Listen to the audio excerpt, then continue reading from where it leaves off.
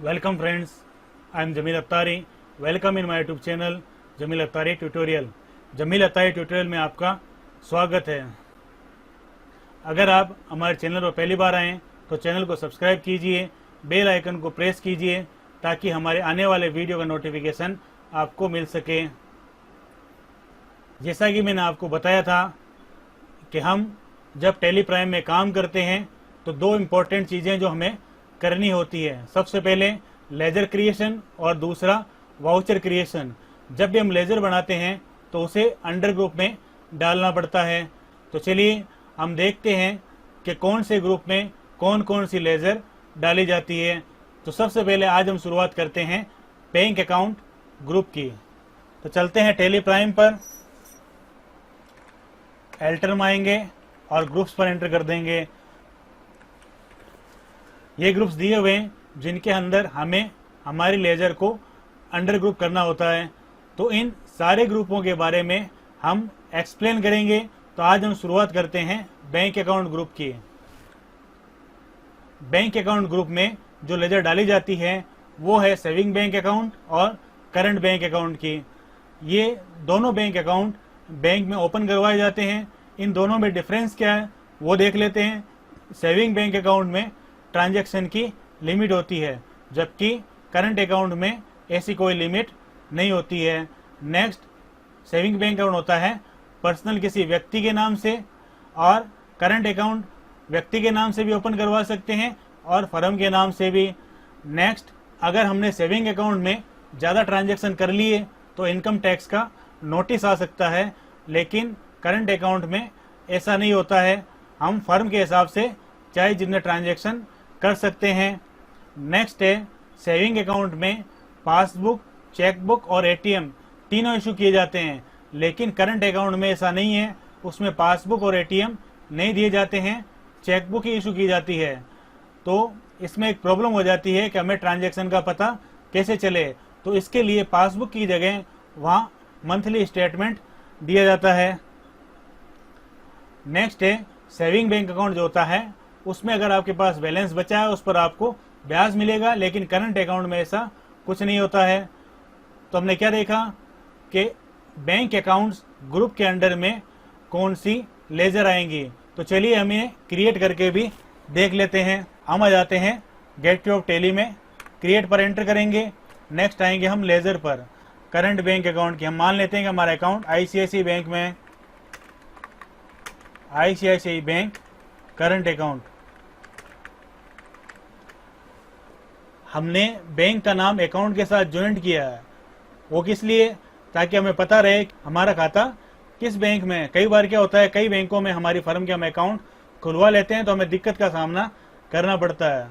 तो यहाँ हम बैंक का नाम दे देते हैं, ये भी हो जाएगा बैंक अकाउंट में।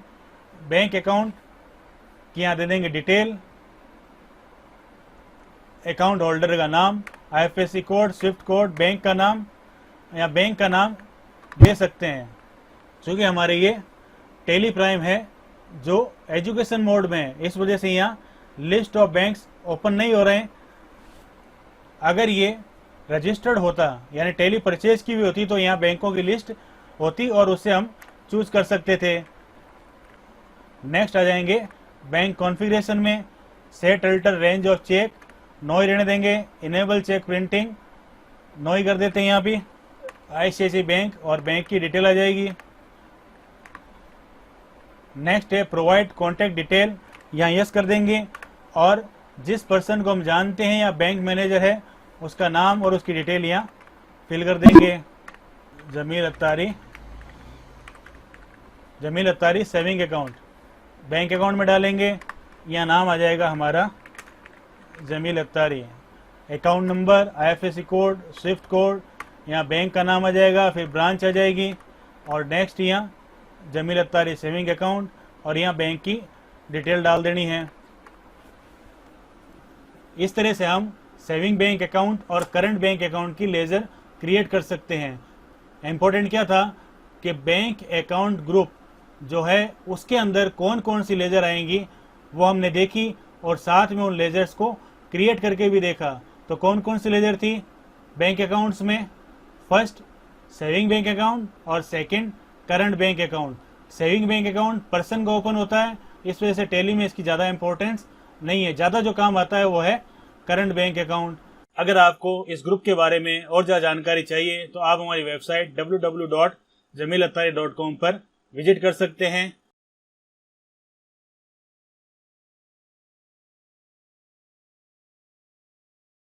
तो चलिए आज देखते हैं कि हम बैंक ओसीसी ग्रुप में कौन सी लेजर को डाल सकते हैं। सबसे पहले हम इसकी फुल फॉर्म देख लेते हैं। Bank OCC account. OCC means open cash credit account. Open cash credit से संबंधित जो भी लेजर होगी हम उसे इसमें डालेंगे। तो ये ओसीसी अकाउंट क्या है वो देख लेते हैं। बैंक द्वारा व्यापार के संचालन के लिए एक लिमिट जारी करवाई जाती है जिसे बैंक ओसीसी अकाउंट कहा जाता है। इस अकाउंट में जो हमें लिमिट मिलती है उस लिमिट को हम as a working capital use कर सकते हैं। ये जो लिमिट होती है ओपन केस क्रेडिट लिमिट, वो बैंक हमारे पास जो रॉ मटेरियल मौजूद है वो फिनिश गुड्स, लैंड है, बिल्डिंग है, मशीनरी है, इनका मुआयना करके जारी करते हैं। बैंक ओसीसी अकाउंट में एक लिमिट होती है कि उस लिमिट तक हम इसे यूज कर सकते हैं। तो पहले हमने बात की थी करंट बैंक अकाउंट के बारे में। करंट बैंक अकाउंट और बैंक ओसीसी अकाउंट ये दोनों अकाउंट अलग अलग होते हैं। जब भी हमें ओपन केस क्रेडिट लिमिट दी जाती है तो करंट अकाउंट के अलावा बैंक ओसीसी अकाउंट अलग से ओपन किया जाता है जिसमें हमें वो लिमिट दी जाती है।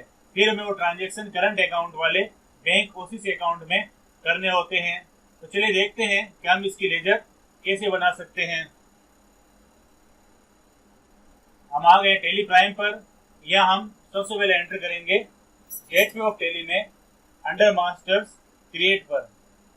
यह जाना हमें लेजर पर।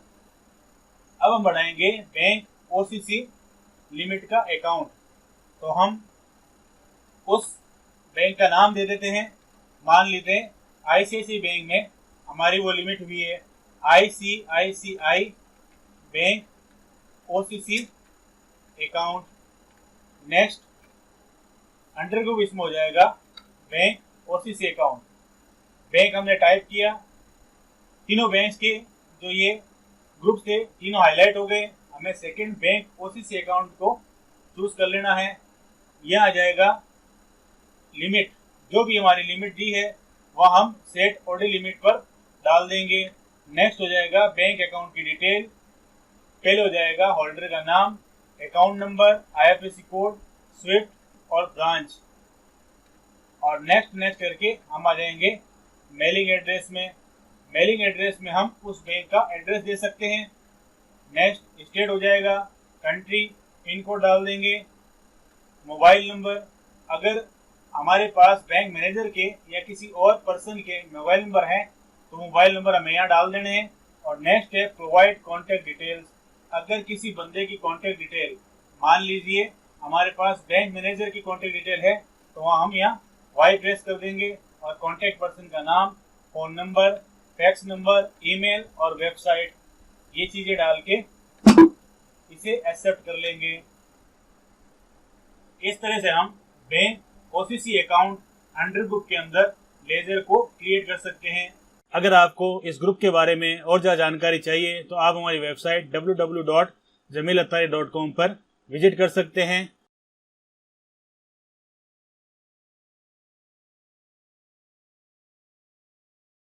तो चलिए देखते हैं कि बैंक ओडी अकाउंट में कौन कौन सी लेजर शामिल की जाती है। बैंक ओडी अकाउंट में बैंक ओवरड्राफ्ट से संबंधित लेजर को शामिल किया जाता है। अब ये बैंक ओवरड्राफ्ट होता क्या है? बैंक द्वारा हमारे बैंक में अच्छे ट्रांजैक्शन को देखते हुए करंट अकाउंट में एक लिमिट तय कर दी जाती है कि हम अगर हमारे खाते में जीरो बैलेंस है तो हम उस लिमिट तक चेक इशू कर सकते हैं, यानी पेमेंट निकाल सकते हैं या किसी को पेमेंट कर सकते हैं। पहले हमने देखा था bank OCC account open cash credit के बारे में। ओपन केस क्रेडिट में क्या होता है कि अलग अकाउंट ओपन किया जाता है और बैंक हमारी संपत्तियों की जानकारी भी लेता है, लेकिन इसके अंदर ओवरड्राफ्ट में कोई अलग बैंक अकाउंट ओपन नहीं किया जाता है। जो करंट अकाउंट हमारा पहले से चल रहा है उसी के अंदर लिमिट कर दी जाती है। बैंक ओडी अकाउंट में क्या होता है, जितना भी हम पैसा यूज करेंगे हमें उसी पर ब्याज देना होगा। बैंक ओवरड्राफ्ट अकाउंट को कई बार हम लोन अकाउंट समझ लेते हैं, जो कि एकदम गलत है। लोन अकाउंट अलग है और बैंक ओवरड्राफ्ट अकाउंट अलग है। अगर हमने कहीं से लोन लिया है, उस लोन पर हमें ब्याज देना ही होगा, चाहे उस पैसे को हम यूज करें या नहीं करें। लेकिन ओवरड्राफ्ट अकाउंट में ऐसा नहीं है। आप जितना पैसा यूज करेंगे आपको ब्याज उसी पैसे पर देना होगा। बैंक ओवरड्राफ्ट अकाउंट में ये फैसिलिटी मिलती है कि अगर हमारे अकाउंट के अंदर जीरो बैलेंस है तो फिर भी हम किसी को पेमेंट कर सकते हैं, चेक इशू कर सकते हैं। कहाँ तक, जहाँ तक हमें ओडी की लिमिट मिली हुई है। ज़्यादा ये कंफ्यूजन हो जाती है कि बैंक ओवरड्राफ्ट और बैंक लोन ये दोनों एक ही हैं, लेकिन ये अकाउंट दोनों अलग अलग हैं। बैंक ओवरड्राफ्ट अलग चीज़ है और बैंक लोन अलग चीज़ है। बैंक ओवरड्राफ्ट के अंदर आपको एक लिमिट दी जाती है, आप उस लिमिट तक पैसा यूज कर सकते हैं, और बैंक लोन के अंदर एक फिक्स अमाउंट दिया जाता है जो आप यूज कर सकते हैं। बैंक ओवरड्राफ्ट के अंदर जब तक आप 1 रुपये भी यूज नहीं करेंगे आपको उस पर ब्याज देना नहीं होगा, जबकि लोन अकाउंट में ऐसा नहीं है। आप चाहे यूज करो या मत करो, आपको उस पर ब्याज देना ही होगा। ओवरड्राफ्ट अकाउंट में हम जितना पैसा यूज करेंगे हमें ब्याज उसी पैसे पर देना है, लेकिन बैंक लोन में ऐसा नहीं है।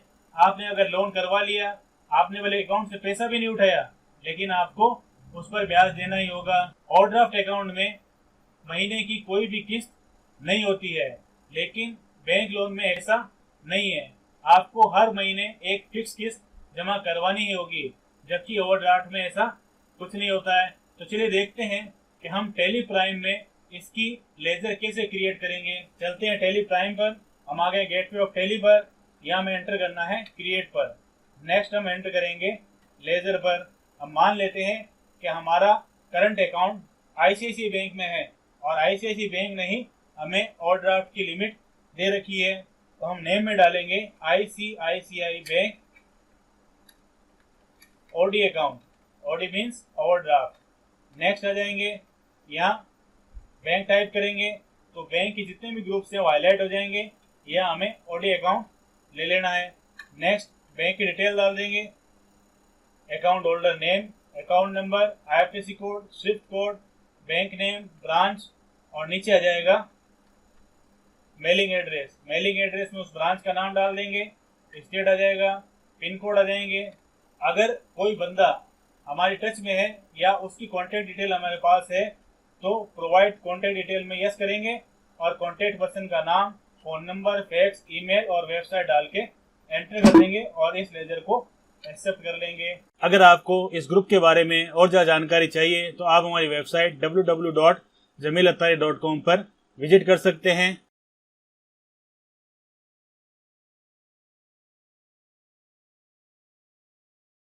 तो चलिए देखते हैं कि ब्रांच या डिवीजन ग्रुप ये जो होता है अंडर ग्रुप, इसमें कौन सी लेजर हम डालते हैं। जब हम टैली में अपनी ब्रांचों के अकाउंट बनाएंगे तो उसे ब्रांच या डिवीजन अंडर ग्रुप में डालेंगे। तो हम अभी थे जमील अत्तारी ट्रेडर्स में, तो मान लेते हैं इसकी एक ब्रांच अजमेर में है, दूसरी जयपुर में और तीसरी नागपुर में है। तो चलिए देखते हैं कि लेजर हम कैसे क्रिएट कर सकते हैं। हम आ गए गेटवे ऑफ टैली पर। पहले हम क्रिएट पर एंटर करेंगे, नेक्स्ट लेजर पर। अब हम अकाउंट खोलेंगे यहाँ जमील अत्तारी ट्रेडर्स। सबसे पहले हो जाएगी अजमेर ब्रांच। नेक्स्ट यहाँ हमें डालना है इसे ब्रांच एंड डिवीजन में। ब्रांच एंड डिवीजन, एड्रेस आ जाएगा, स्टेट आ जाएगा, कंट्री इंडिया है, pin code, mobile number, provide contact detail. अगर यहाँ हम किसी की कॉन्टैक्ट डिटेल डालना चाहते हैं, हमारे वो बंदे की जो वहाँ काम कर रहा है या मैनेजर है, तो इस पर वाई प्रेस करेंगे और उसकी contact detail, phone number, fax number, mail और वेबसाइट जो डालना चाहते हैं डाल देंगे। बैंक की डिटेल भी अगर हम डालना चाहते हैं तो यहाँ यस प्रेस करेंगे और बैंक अकाउंट की डिटेल डाल देंगे। तो इस तरीके से हम ब्रांच डिवीजन के अंडर में लेजर क्रिएट कर सकते हैं। एक लेजर और देख लेते हैं।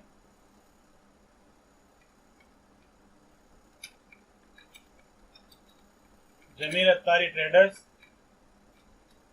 Nagpur branch.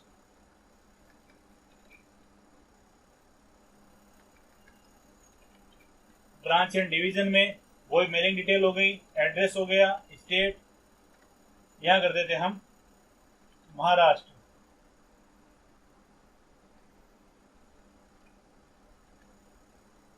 Pin code, mobile number, provide contact detail देना चाहते हैं तो यस करके दे सकते हैं।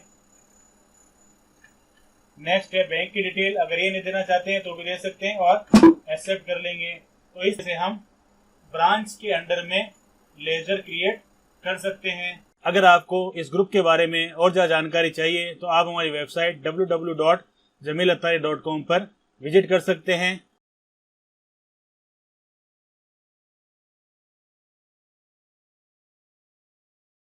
तो आज हम बात करने वाले हैं कैपिटल अकाउंट ग्रुप के बारे में कि कैपिटल अकाउंट ग्रुप में कौन सी लेजर हम डाल सकते हैं। कैपिटल अकाउंट में हम शेयर कैपिटल अकाउंट को डाल सकते हैं। जो अंश पूंजी हमने कंपनी में लगाई है उसे हम कैपिटल अकाउंट में डाल सकते हैं। नेक्स्ट है partner capital account. Partner capital account है तो ये भी कैपिटल अकाउंट में जाएगा। नेक्स्ट है प्रोप्राइटर कैपिटल अकाउंट। अगर प्रोप्राइटर कैपिटल अकाउंट है तो उसका अंडर ग्रुप भी हमें करना है कैपिटल अकाउंट। नेक्स्ट है ड्रॉइंग्स। कई बार क्या होता है कि हम बिजनेस शुरू कर लेते हैं और हमारी जरूरत के लिए हमें पैसा निकालना पड़ता है या माल निकालना पड़ता है, जिसे हम ड्रॉइंग्स बोलते हैं। तो ड्रॉइंग्स अकाउंट को भी हम कैपिटल अकाउंट में डालेंगे। नेक्स्ट है LIC अकाउंट। अगर हमारा कोई लाइफ इंश्योरेंस हम भर रहे हैं बिजनेस से तो उसे भी कैपिटल अकाउंट में डालेंगे। इसी तरह से हेल्थ इंश्योरेंस है। अगर हमने हमारा हेल्थ इंश्योरेंस करवा रखा है तो उसकी अगर किस्त या प्रीमियम हम दे रहे हैं तो वो हेल्थ इंश्योरेंस भी कैपिटल अकाउंट में डाला जाएगा। नेक्स्ट है इनकम टैक्स। जो हम इनकम टैक्स पे करेंगे उसे भी हम कैपिटल अकाउंट में डालेंगे। नेक्स्ट है स्कूल फीस। अगर हमारे बच्चों की स्कूल फीस हम पे कर रहे हैं तो वो भी कैपिटल अकाउंट में डाली जाएगी। तो चलिए वापस देख लेते हैं कि कैपिटल अकाउंट में कौन कौन सी लेजर डाली जाएंगी। पहला है share capital account, next partner capital account, next proprietor capital account, next drawings account, next LIC account, next health insurance account, next income tax account और नेक्स्ट स्कूल फीस अकाउंट। तो ये जो लेजर्स हैं वो हम कैपिटल अकाउंट में डालेंगे। तो चलिए प्रैक्टिकल करके भी हम देख देते हैं कि इनकी लेजर्स हम कैसे क्रिएट कर सकते हैं। तो चलते हम टैली प्राइम पर। हम आ गए टैली प्राइम में, यह हमें एंटर करना है क्रिएट पर, फिर लेजर में आ जाएंगे। नेक्स्ट हम बढ़ाते हैं सबसे पहले शेयर कैपिटल का। शेयर कैपिटल अकाउंट, अगर हमने कंपनी में हिस्सा ले रखा है तो शेयर कैपिटल अकाउंट कैपिटल में डाला जाएगा। तो ये हो गया शेयर कैपिटल अकाउंट। कई पार्टनर हैं और पार्टनर्स ने कंपनी शुरू की है तो उसका अकाउंट भी हमें ही बनाना है। जमील अत्तारी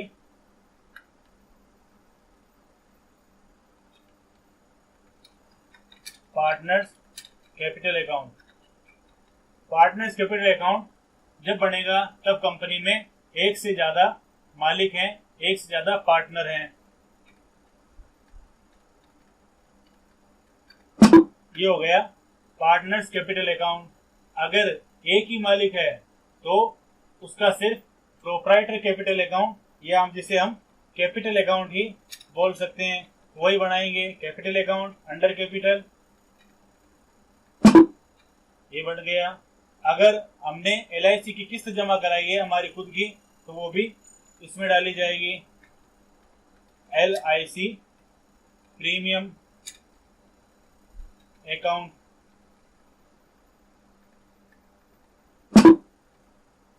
नेक्स्ट अगर हमने हेल्थ इंश्योरेंस करवाया है वो भी इसी में डालेंगे।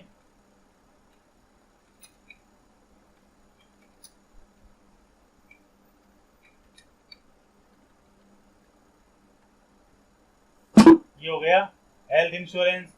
नेक्स्ट इनकम टैक्स है, इनकम टैक्स हमने पे किया है तो वो भी इसी में डालेंगे।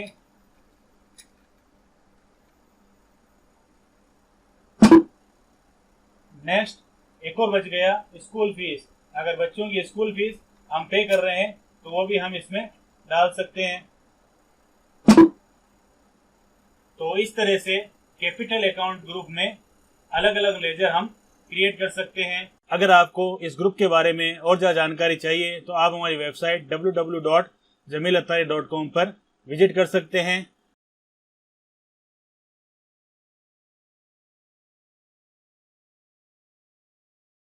तो चलिए देखते हैं कि cash in hand ledger group में कौन कौन सी लेजर्स आती हैं। तो cash in hand ledger group में दो लेजर आती हैं, एक तो केस और दूसरी पेटी केस।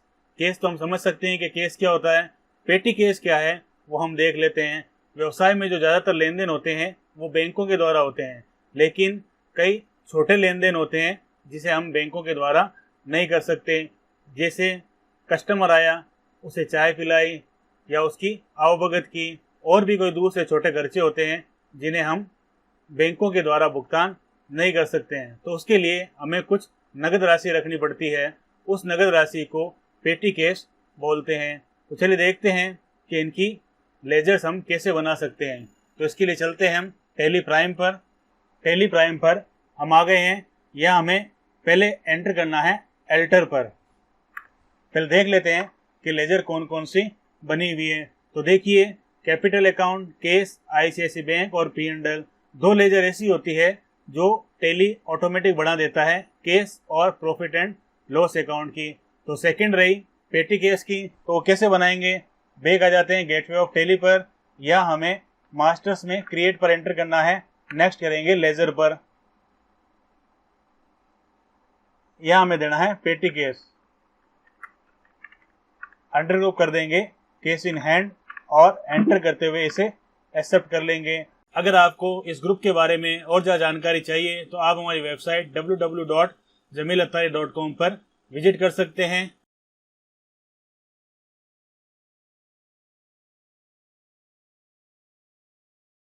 तो चलिए देखते हैं कि करंट एसेट्स में क्या क्या शामिल किया जाता है।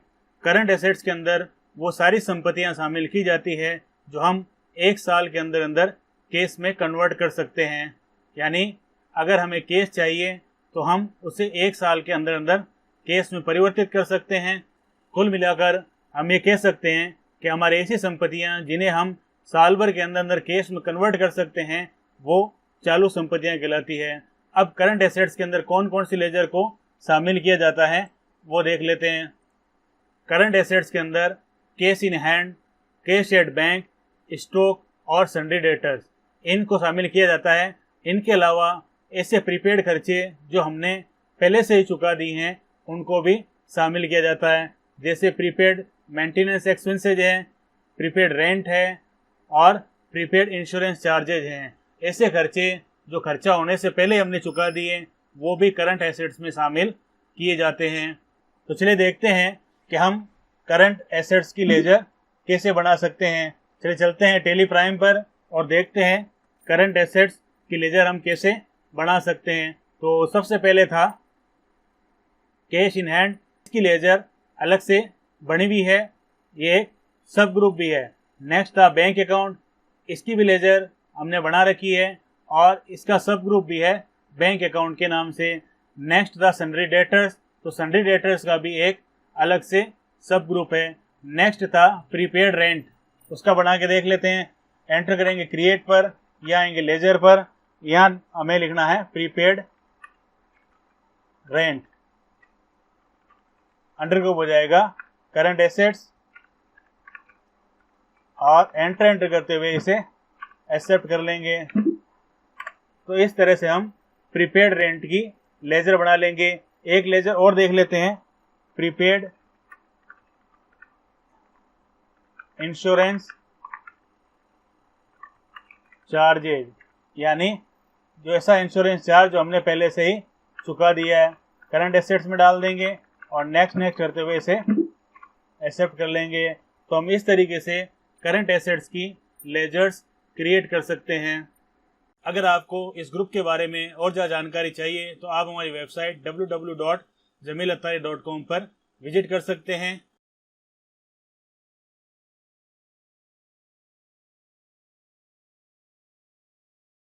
आज हम बात करेंगे करंट लायबिलिटीज लेजर ग्रुप में कौन कौन सी लेजर क्रिएट की जाती हैं।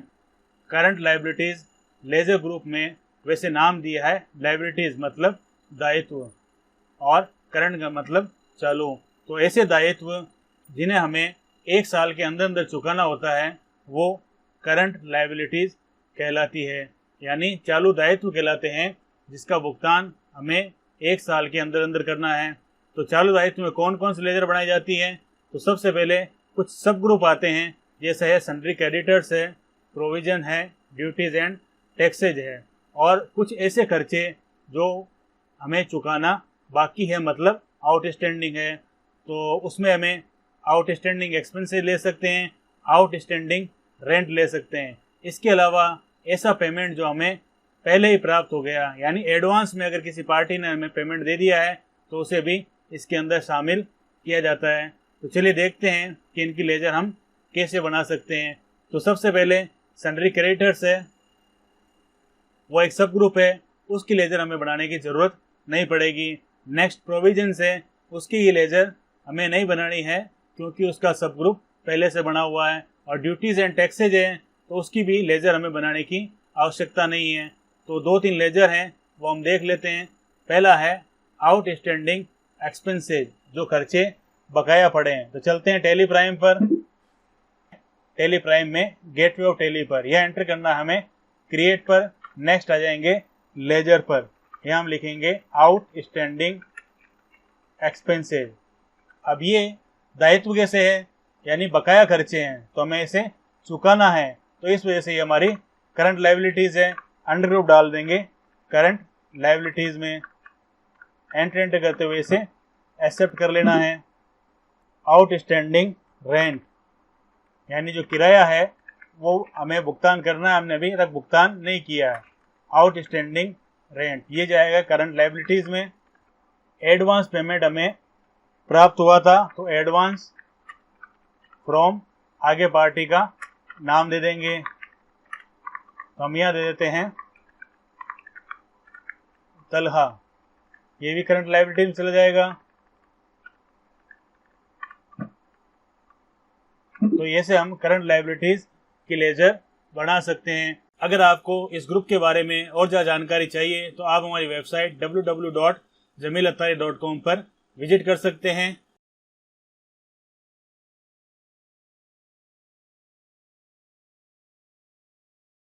तो चलिए देखते हैं कि डिपॉजिट एसेट्स ग्रुप में कौन कौन सी लेजर आती हैं।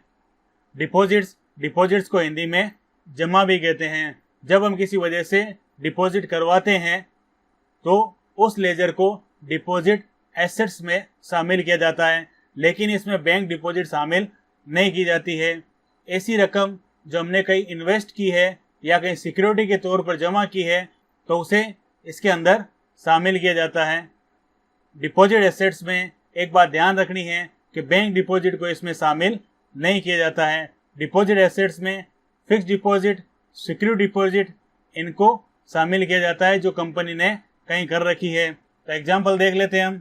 Security deposit for branch, office rent deposit और इलेक्ट्रिसिटी डिपॉजिट। यदि हम किसी कंपनी के ब्रांच लेते हैं तो उसके एवज में हमें कुछ डिपॉजिट वहाँ करवाना पड़ता है।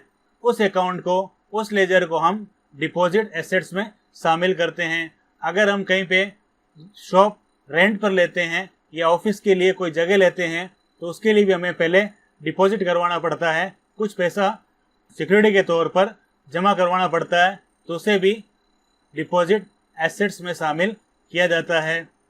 अगर हम बिजली का कनेक्शन लेते हैं तो वहाँ पे भी हमें कुछ डिपॉजिट रखनी होती है, तो उसे भी हम यहाँ शामिल करेंगे। तो चलिए देखते हैं कि इनकी एंट्रीज कैसे करते हैं। हमें आ जाना है टैली प्राइम पर।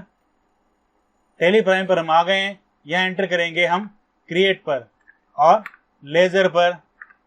तो सबसे पहले हमें बढ़ानी है security deposit for branch.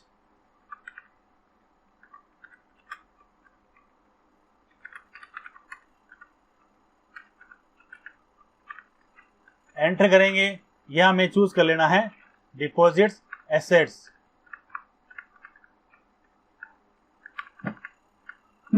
Next laser थी ऑफिस रेंट डिपॉजिट की।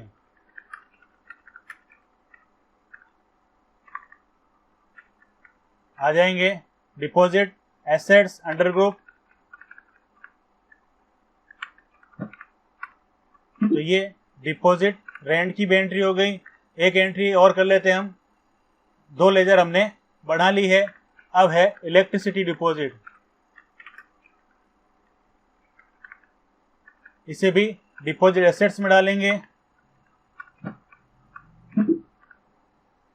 तो इस तरीके से हम डिपॉजिट एसेट्स के अंडर लेजर क्रिएशन कर सकते हैं। अगर आपको इस ग्रुप के बारे में और ज़्यादा जानकारी चाहिए तो आप हमारी वेबसाइट www.jamilattari.com पर विजिट कर सकते हैं।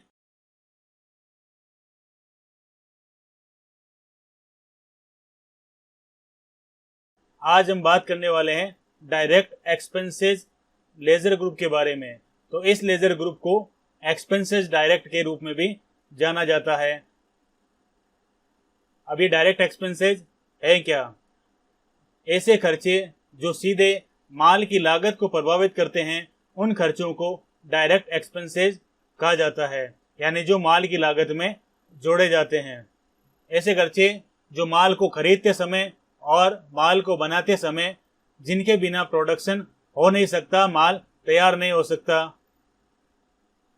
ऐसे खर्चे मैन्युफैक्चरिंग, निर्माण कार्य और सर्विस देने वाले व्यापार में ज़्यादा होते हैं। तो इनके एग्जाम्पल हम देख लेते हैं। रॉ मटेरियल है, वेजेस है, फैक्ट्री रेंट है, diesel used for machine, petrol used for machine, oil used for machine, installation expenses of machine, power expenses, carries inward है, फ्रेट एक्सपेंसेज है, हमाली एक्सपेंसेज है, ट्रांसपोर्ट है, वेविंग चार्जेस हैं। तो ये जो खर्चे हैं ये डायरेक्ट एक्सपेंसेज में काउंट किए जाते हैं। तो जैसा कि मैंने आपको बताया कि उत्पादन, निर्माण कार्य और सर्विस देने वाले व्यापार, ये 3 व्यापार में खर्चे ज़्यादा होते हैं। तो चलिए हम देखते हैं कि इसकी लेजर हम कैसे बना सकते हैं। एक इम्पॉर्टेंट चीज़, डायरेक्ट एक्सपेंसेस के लिए टेली प्राइम में 2 ग्रुप डिफाइन किए हुए हैं। एक तो डायरेक्ट एक्सपेंसेस के नाम से और दूसरा है एक्सपेंसेस डायरेक्ट के नाम से। तो हम चाहें तो दोनों में से किसी में भी इन खर्चों को डाल सकते हैं। तो चलिए देखते हैं कि इनकी लेजर हम कैसे बना सकते हैं। हम आ गए हैं गेटवे ऑफ टेली पर, यहाँ हम एंटर करना है क्रिएट पर। नेक्स्ट लेजर, पहले हम बढ़ाएंगे रॉ मटेरियल, इसे डालना है डायरेक्ट एक्सपेंसेज में। अगर जीएसटी एप्लीकेबल है तो लगा देंगे। Set alter GST no, goods service है तो सर्विस कर देना है। नेक्स्ट है वेजेज, ये भी डायरेक्ट एक्सपेंसेज है।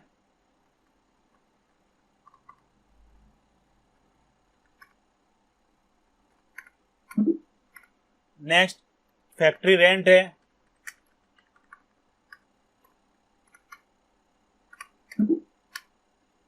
नेक्स्ट इंस्टॉलेशन चार्जेज है।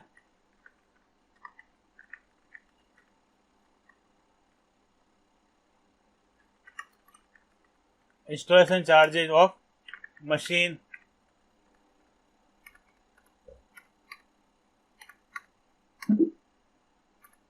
और डीजल पेट्रोल वाला भी है, वही बना सकते हैं। एक बात यहाँ ध्यान रखनी है, फैक्ट्री की जो इलेक्ट्रिसिटी है वो भी डायरेक्ट एक्सपेंसेज में शामिल की जाएगी। फैक्ट्री इलेक्ट्रिसिटी बिल, कई जगह हम इसे इनडायरेक्ट में डाल देते हैं, लेकिन फैक्ट्री से संबंधित जो बिजली का बिल होगा वो इसी में शामिल किया जाएगा।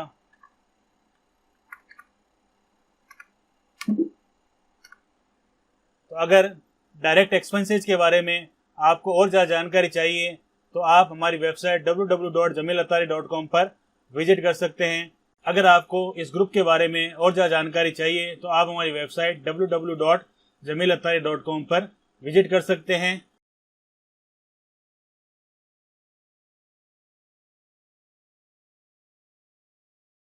डायरेक्ट इनकम लेजर ग्रुप में हम कौन कौन सी लेजर डाल सकते हैं, तो सबसे पहले हम एक बात कर लेते हैं। तो डायरेक्ट इनकम अंडर ग्रुप है, इसके साथ ही एक अंडर ग्रुप और है इनकम डायरेक्ट।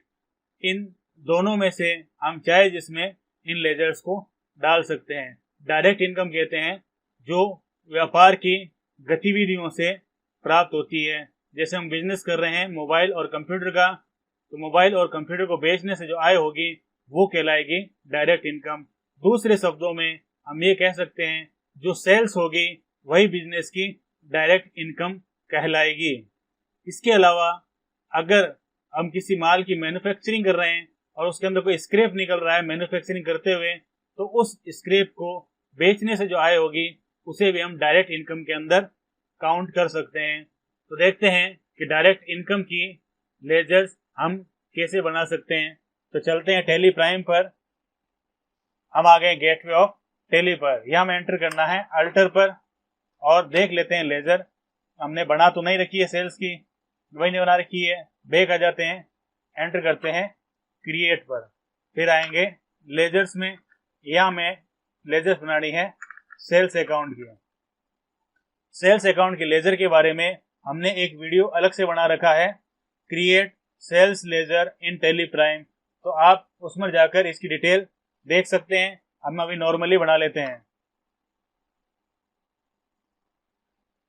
हमने बात की थी डायरेक्ट इनकम है, लेकिन डायरेक्ट इनकम के अलावा सेल्स अकाउंट के लिए अंडर ग्रुप अलग से बना हुआ है, वो है सेल्स अकाउंट के नाम से। तो हमें इसे सेल्स अकाउंट में ही डालना है। सेल्स अकाउंट के सब ग्रुप में से डाल देंगे।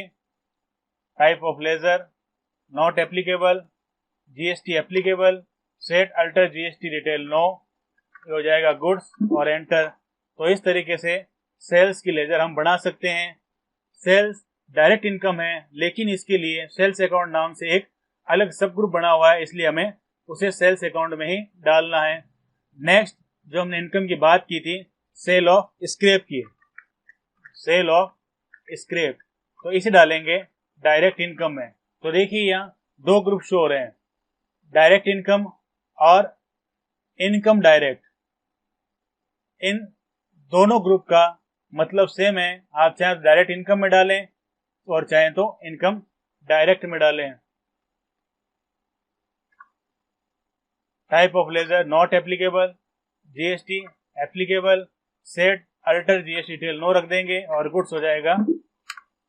इस तरीके से हम डायरेक्ट इनकम लेजर ग्रुप की लेजर क्रिएट कर सकते हैं। अगर आपको इस ग्रुप के बारे में और ज़्यादा जानकारी चाहिए तो आप हमारी वेबसाइट www.jamilattari.com पर विजिट कर सकते हैं।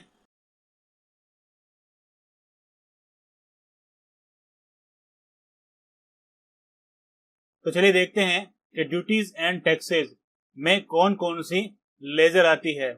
ड्यूटीज एंड टैक्सेस, ड्यूटी यानी हमारी जिम्मेदारी, कर्तव्य, और टैक्सेस, टैक्सेस मतलब जो टैक्स हम पे करते हैं। तो नाम से पता चल रहा है कि इसमें कौन कौन से खाते शामिल होते हैं। ऐसे खाते जो हमारी ड्यूटीज है पे करना, और टैक्सेस जिसे हमें पे करना पड़ता है, वो सारे के सारे खाते इसमें आते हैं। एग्जाम्पल हम देख लेते हैं। तो सबसे पहला इंपॉर्टेंट है इसके अंदर जीएसटी, नेक्स्ट सेस और टीडीएस। तो ये जो खाते हैं वो duties and taxes ledger group के अंडर में आते हैं। तो चलिए देखते हैं कि हम इन लेजर्स को कैसे क्रिएट कर सकते हैं। हम आ गए गेटवे ऑफ टैली पर। यहाँ में एंटर करना है मास्टर्स में, क्रिएट पर, नेक्स्ट लेजर्स, यहाँ बनाना है SGST input, duties and taxes. Next है टाइप ऑफ ड्यूटी, यहाँ जीएसटी ले लेंगे, और ऊपर दिया है हमने SGST, SGST mean state GST. तो यहाँ हमें स्टेट टैक्स सिलेक्ट कर लेना है टैक्स टाइप के अंदर। परसेंटेज ऑफ कैलकुलेशन 0 रहने देंगे, राउंडिंग मेथड नॉट एप्लीकेबल। इस तरह से ये एसजीएसटी इनपुट की हमने बना ली है। नेक्स्ट बनाते हैं CGST input, duties and taxes, type of tax GST, ये आ जाएगा। सीजीएसटी इनपुट है तो सेंट्रल टैक्स। अब बनाते हैं आईजीएसटी की, IGST input, duties and taxes, GST. अब देखो कह रहा है आईजीएसटी, आईजीएसटी मतलब इंटीग्रेटेड जीएसटी, तो यह हो जाएगा इंटीग्रेटेड टैक्स नॉट एप्लीकेबल। अब बनाते हैं सेल्स के साथ जो जीएसटी की लेजर काम आएगी वो बनाते हैं। तो पहले लेते हैं SGST output, duties and taxes, GST, SGST है, इट इज स्टेट टैक्स।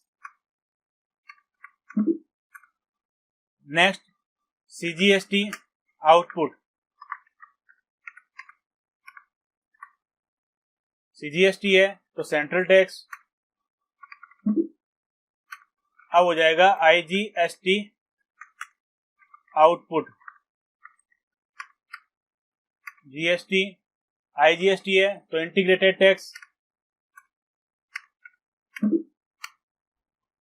तो ये जीएसटी की 6 लेजर हमने बना ली है। 3 परचेज में काम मिलेंगे और 3 सेल्स में। नेक्स्ट है सेस की, ड्यूटीज एंड टैक्सेस, जीएसटी और यहां ले लेंगे सेस। और ये पूछ रहा है वैल्यूएशन ऑफ टाइप, तो यहां बेस्ड ऑन वैल्यू। अगर आपको इस ग्रुप के बारे में और ज्यादा जानकारी चाहिए तो आप हमारी वेबसाइट www.jamilattari.com पर विजिट कर सकते हैं।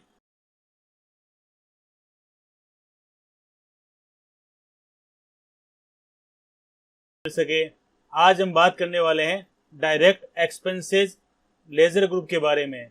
तो इस लेजर ग्रुप को एक्सपेंसेस डायरेक्ट के रूप में भी जाना जाता है। अब ये डायरेक्ट एक्सपेंसेस है क्या? ऐसे खर्चे जो सीधे माल की लागत को प्रभावित करते हैं, उन खर्चों को डायरेक्ट एक्सपेंसेस कहा जाता है, यानी जो माल की लागत में जोड़े जाते हैं।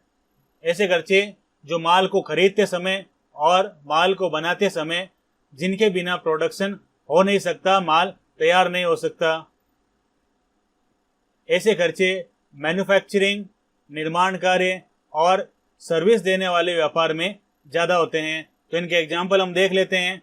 रॉ मटेरियल है, वेजेस है, फैक्ट्री रेंट है, diesel used for machine, petrol used for machine, oil used for machine, installation expenses of machine, power expenses carries inward है, फ्रेट एक्सपेंसेज है, हमाली एक्सपेंसेज है, ट्रांसपोर्ट है, वेविंग चार्जेस हैं। तो ये जो खर्चे हैं ये डायरेक्ट एक्सपेंसेज में काउंट किए जाते हैं। तो जैसा कि मैंने आपको बताया कि उत्पादन, निर्माण कार्य और सर्विस देने वाले व्यापार, ये 3 व्यापार में खर्चे ज़्यादा होते हैं। तो चलिए हम देखते हैं कि इसकी लेजर हम कैसे बना सकते हैं। एक इम्पॉर्टेंट चीज़, डायरेक्ट एक्सपेंसेज के लिए टैली प्राइम में 2 ग्रुप डिफाइन किए हुए हैं। एक तो डायरेक्ट एक्सपेंसेज के नाम से और दूसरा है एक्सपेंसेज डायरेक्ट के नाम से। तो हम चाहें तो दोनों में से किसी में भी इन खर्चों को डाल सकते हैं। तो चलिए देखते हैं कि इनकी लेजर हम कैसे बना सकते हैं। हम आ गए हैं गेटवे ऑफ टैली पर, यहाँ हम एंटर करना है क्रिएट पर। नेक्स्ट लेजर, पहले हम बढ़ाएंगे रॉ मटेरियल, इसे डालना है डायरेक्ट एक्सपेंसेज में। अगर जीएसटी एप्लीकेबल है तो लगा देंगे, set alter GST no, goods service है तो सर्विस कर देना है। नेक्स्ट है वेजेज, ये भी डायरेक्ट एक्सपेंसेज है।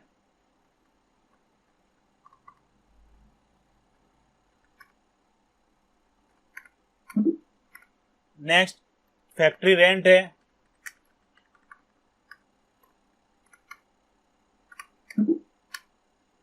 Next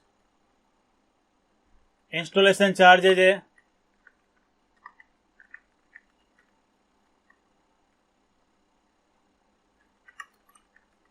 installation charges of machine.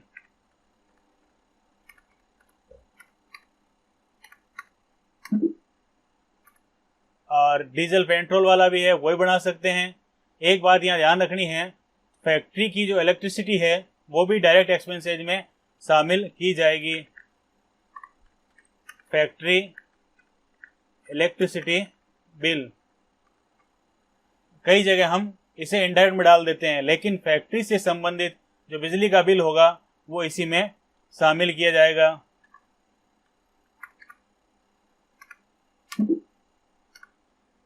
तो अगर डायरेक्ट एक्सपेंसेज के बारे में आपको और ज़्यादा जानकारी चाहिए तो आप हमारी वेबसाइट www.jamilattari.com पर विजिट कर सकते हैं।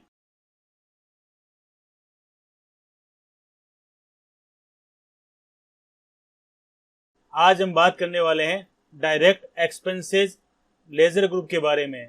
तो इस लेजर ग्रुप को एक्सपेंसेस डायरेक्ट के रूप में भी जाना जाता है। अब ये डायरेक्ट एक्सपेंसेस है क्या? ऐसे खर्चे जो सीधे माल की लागत को प्रभावित करते हैं, उन खर्चों को डायरेक्ट एक्सपेंसेस कहा जाता है, यानी जो माल की लागत में जोड़े जाते हैं। ऐसे खर्चे जो माल को खरीदते समय और माल को बनाते समय, जिनके बिना प्रोडक्शन हो नहीं सकता, माल तैयार नहीं हो सकता।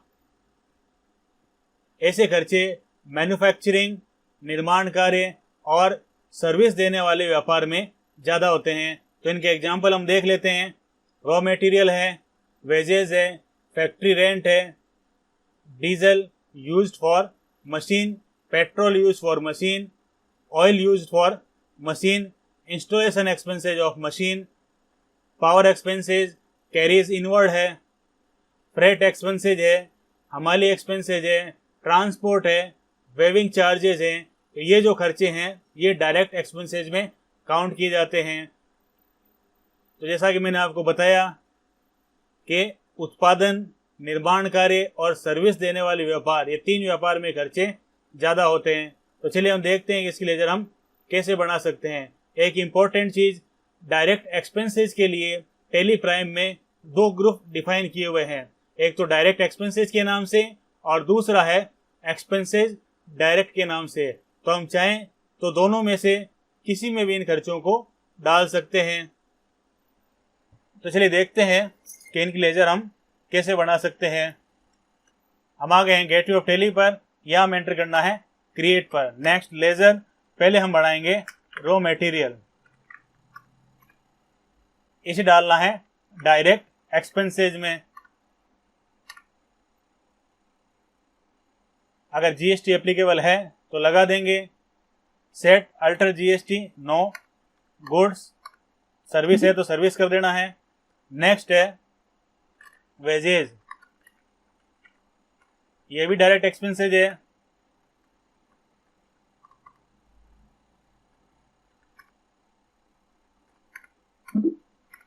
नेक्स्ट फैक्ट्री रेंट है।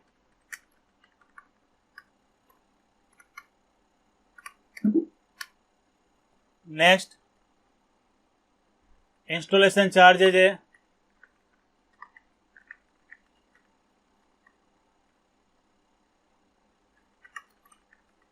Installation charges of machine.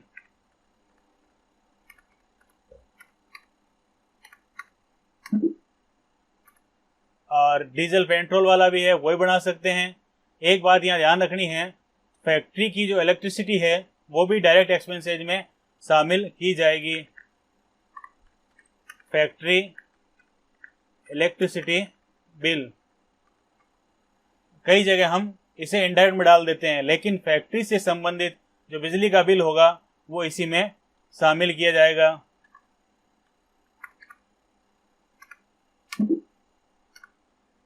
तो अगर डायरेक्ट एक्सपेंसेज के बारे में आपको और ज़्यादा जानकारी चाहिए तो आप हमारी वेबसाइट www.jamilatari.com पर विजिट कर सकते हैं।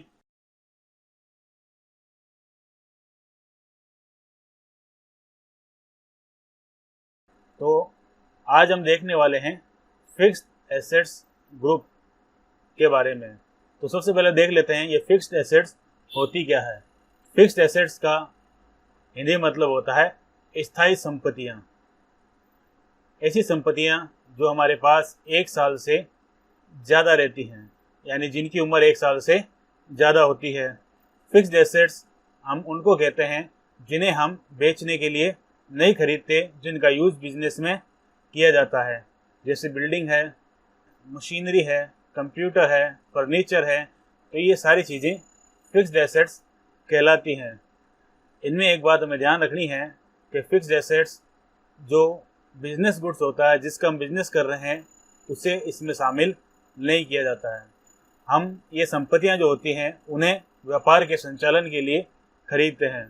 तो आज हम देखने वाले हैं कि हम फिक्स्ड एसेट्स में किसे किसे डाल सकते हैं और इसके एग्जाम्पल कौन कौन से हैं। तो चलिए देखते हैं कि फिक्स्ड एसेट्स में हम क्या क्या डाल सकते हैं। फिक्स्ड एसेट्स जो होती हैं वो व्यापार के संचालन के लिए खरीदी जाती हैं। अगर आपको फिक्स्ड एसेट्स के बारे में ज़्यादा जानकारी चाहिए तो आप हमारी वेबसाइट www.jamilattari.com पर विजिट कर सकते हैं और वीडियो के डिस्क्रिप्शन में भी फिक्स्ड एसेट्स का लिंक आपको मिल जाएगा। तो देखते हैं कि फिक्स्ड एसेट्स में कौन कौन सी संपत्तियां शामिल की जाती है। तो ये land, building, furniture, computer, laptop, printer, inverter, AC, fan और सीसीटीवी कैमरा। जनरली हम इन चीज़ों को फिक्स्ड एसेट्स में शामिल करते हैं। इनके अलावा भी कोई दूसरी फिक्स्ड एसेट्स हो सकती हैं। तो चलिए देखते हैं कि हम फिक्स्ड एसेट्स की लेजर्स कैसे बना सकते हैं। तो ये फिक्स्ड एसेट्स कुछ ज़्यादा हैं तो हम कुछ ही फिक्स्ड एसेट्स की लेजर बना के देखेंगे। तो चलिए चलते हैं टैली प्राइम पर। हम आ गए हैं गेटवे ऑफ टैली पर। जमील अत्तारी ट्रेडर्स में हम अभी हैं। अब करेंगे हम क्रिएट पर एंटर। गेटवे ऑफ टैली में अंडर मास्टर्स क्रिएट पर एंटर करेंगे। यह हमें एंटर करना है लेजर पर। यह हम डालेंगे लैंड। यहाँ लैंड भी हो सकता है और लैंड एंड बिल्डिंग कंबाइंड भी हो सकता है। तो हम अभी लैंड का ही बढ़ा रहे हैं। एंटर करेंगे। अंडर ग्रुप आएगा इसमें फिक्स्ड एसेट्स। FI टाइप कर देंगे, फिक्स्ड एसेट्स आ जाएगा। GST एप्लीकेबल अगर है तो कर देना है, नहीं तो नॉट एप्लीकेबल कर देना है। Set alter GST detail no, service की जगह हो जाएगा गुड्स। लैंड मेलिंग डिटेल हो जाएगी। उसके बाद स्टेट, कंट्री, पिन कोड, जो भी डिटेल हम डालना चाहते हैं वो इसमें डाल सकते हैं और एंटर कर देंगे। नेक्स्ट बनाते हैं हम बिल्डिंग के। यही under group fixed assets. GST है तो ठीक है, नहीं तो not applicable. Type of goods में गुड्स आ जाएगा और एंटर करके इसे एक्सेप्ट कर लेंगे। अभी जो जनरली चीज़ ज़्यादातर बिजनेस में काम आती है वह कंप्यूटर। तो आज के बिजनेस में कंप्यूटर आजकल बहुत ज़्यादा यूज़ होने लग गया है। तो बना लेते हैं कंप्यूटर की। Computer, fixed assets, goods. तो ये कंप्यूटर की लेजर भी हमने क्रिएट कर ली है। कंप्यूटर के अलावा जनरली ऑफिस में यूज़ किया जाता है furniture. Furniture, fixed assets, machinery.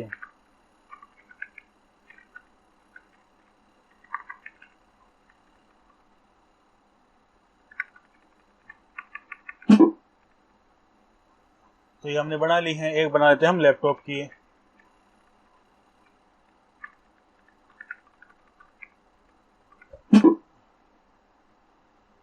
एक बना लेते हैं CCTV कैमरा, क्योंकि आजकल ये भी बहुत यूज होने लगा है। CCTV कैमरा, फिक्स्ड एसेट्स, ये भी गुड्स हो जाएगा। तो इस तरीके से हमने ये फिक्स्ड एसेट्स की लेजर देख ली है। अगर आपको इस ग्रुप के बारे में और ज़्यादा जानकारी चाहिए तो आप हमारी वेबसाइट www.jamilattari.com पर विजिट कर सकते हैं।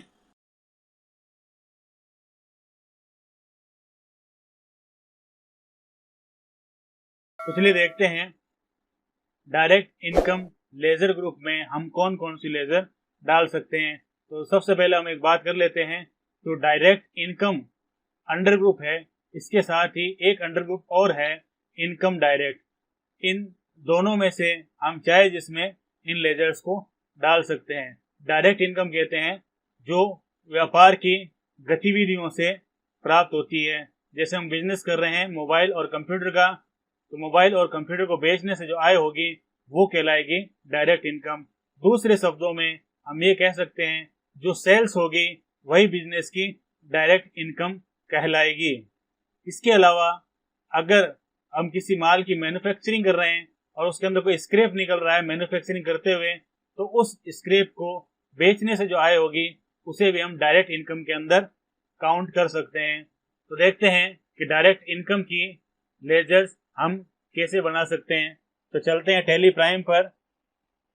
हम आ गए गेटवे ऑफ टैली पर। यह हमें एंटर करना है अल्टर पर और देख लेते हैं लेजर। हमने बना तो नहीं रखी है सेल्स की, वही नहीं बना रखी है। बैक आ जाते हैं, एंटर करते हैं क्रिएट पर, फिर आएंगे लेजर्स में। यहाँ में लेजर्स बनानी है सेल्स अकाउंट की। सेल्स अकाउंट के लेजर के बारे में हमने एक वीडियो अलग से बना रखा है, क्रिएट सेल्स लेजर इन टैली प्राइम, तो आप उसमें जाकर इसकी डिटेल देख सकते हैं। हम अभी नॉर्मली बना लेते हैं। हमने बात की थी डायरेक्ट इनकम है, लेकिन डायरेक्ट इनकम के अलावा सेल्स अकाउंट के लिए अंडर ग्रुप अलग से बना हुआ है, वो है सेल्स अकाउंट के नाम से। तो हमें इसे सेल्स अकाउंट में ही डालना है। सेल्स अकाउंट के सब ग्रुप में से डाल देंगे। Type of ledger not applicable, GST applicable, set alter GST detail no, हो जाएगा गुड्स और एंटर। तो इस तरीके से सेल्स की लेजर हम बना सकते हैं। सेल्स डायरेक्ट इनकम है, लेकिन इसके लिए सेल्स अकाउंट नाम से एक अलग सब ग्रुप बना हुआ है, इसलिए हमें उसे सेल्स अकाउंट में ही डालना है। नेक्स्ट जो हमने इनकम की बात की थी, सेल ऑफ स्क्रैप की, सेल ऑफ स्क्रैप, तो इसे डालेंगे डायरेक्ट इनकम में। तो देखिए यहाँ दो ग्रुप शो हो रहे हैं, डायरेक्ट इनकम और इनकम डायरेक्ट। इन दोनों ग्रुप का मतलब सेम है। आप चाहे डायरेक्ट इनकम में डालें और चाहे तो इनकम डायरेक्ट में डालें। Type of ledger not applicable, GST applicable, set alter GST detail no रख देंगे और गुड्स हो जाएगा। इस तरीके से हम डायरेक्ट इनकम लेजर ग्रुप की लेजर क्रिएट कर सकते हैं। अगर आपको इस ग्रुप के बारे में और ज़्यादा जानकारी चाहिए तो आप हमारी वेबसाइट www.jamilaattari.com पर विजिट कर सकते हैं।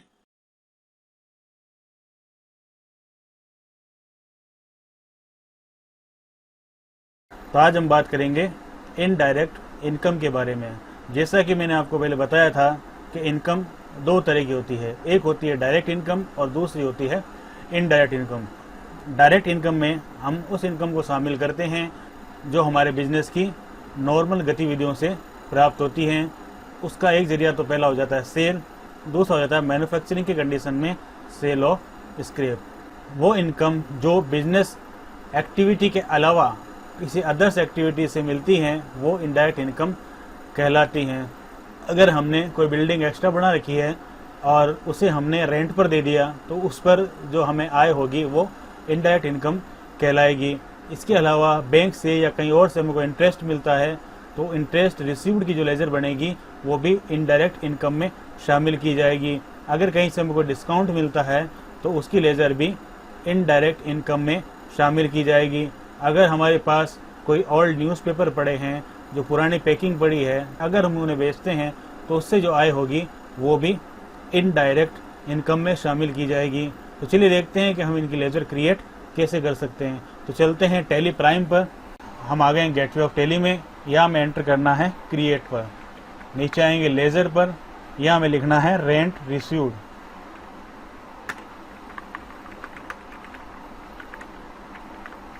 रेंट रिसीव्ड IN टाइप करेंगे तो चारों जो लेजर्स हैं जिसका नाम IN से शुरू होता है वो शो हो जाएंगी। हमें यहाँ चूज करना है इनडायरेक्ट इनकम को। Type of ledger not applicable, GST not applicable और ड्यूटीज एंड टैक्सेज इसे भी नॉट एप्लीकेबल कर देंगे। नेक्स्ट है commission received.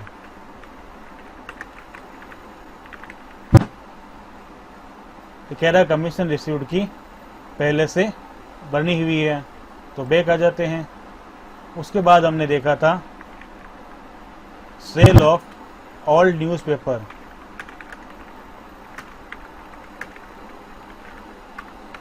Indirect income not applicable, not applicable, not applicable और एंटर। तो ये तीन लेजर हमने देख लिए। चौथी है डिस्काउंट रिसीव्ड की। Discount received indirect income not applicable, not applicable, not applicable. तो इस तरह से हम इनडायरेक्ट इनकम की लेजर्स बना सकते हैं।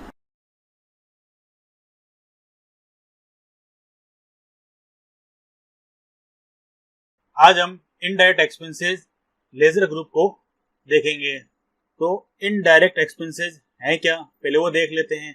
ऐसे खर्चे जो व्यापार को चलाने के लिए जरूरी होते हैं वो इनडायरेक्ट एक्सपेंसेस कहलाते हैं। जैसे हमने पहले देखा था, एक्सपेंसेस दो तरह के होते हैं, डायरेक्ट एक्सपेंसेस और इनडायरेक्ट एक्सपेंसेस। ऐसे खर्चे जो माल की लागत को सीधे तौर से प्रभावित करते हैं वो होते हैं डायरेक्ट, और जो व्यापार के संचालन के लिए जरूरी होते हैं वो होते हैं इनडायरेक्ट एक्सपेंसेस। अगर आपको डायरेक्ट और इनडायरेक्ट एक्सपेंसेस के बारे में डिटेल से जानना है तो आप हमारी वेबसाइट www.जमीलअत्तारी.com पर विजिट कर सकते हैं, और इसका लिंक भी आपको वीडियो के डिस्क्रिप्शन में दे दिया जाएगा। इनडायरेक्ट एक्सपेंसेस ऐसे खर्चे होते हैं जो वस्तु को खरीदते समय या उसके उत्पादन से रिलेटेड नहीं होते हैं। व्यवसाय में जो प्रशासनिक खर्चे होते हैं और जो बिक्री से जुड़े खर्चे होते हैं उन्हें अप्रत्यक्ष खर्चों में शामिल किया जाता है, यानी इनडायरेक्ट एक्सपेंसेस में शामिल किया जाता है। और इनडायरेक्ट एक्सपेंसेस के लिए एक लेजर ग्रुप और बना हुआ है, इनडायरेक्ट एक्सपेंसेस, और दूसरा है एक्सपेंसेस इनडायरेक्ट।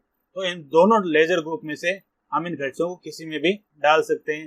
ठीक वैसे ही इनडायरेक्ट इनकम में भी इनडायरेक्ट इनकम और इनकम इनडायरेक्ट दो ग्रुप्स बने हुए हैं इनडायरेक्ट इनकम को अलग अलग ग्रुप में डालने के लिए।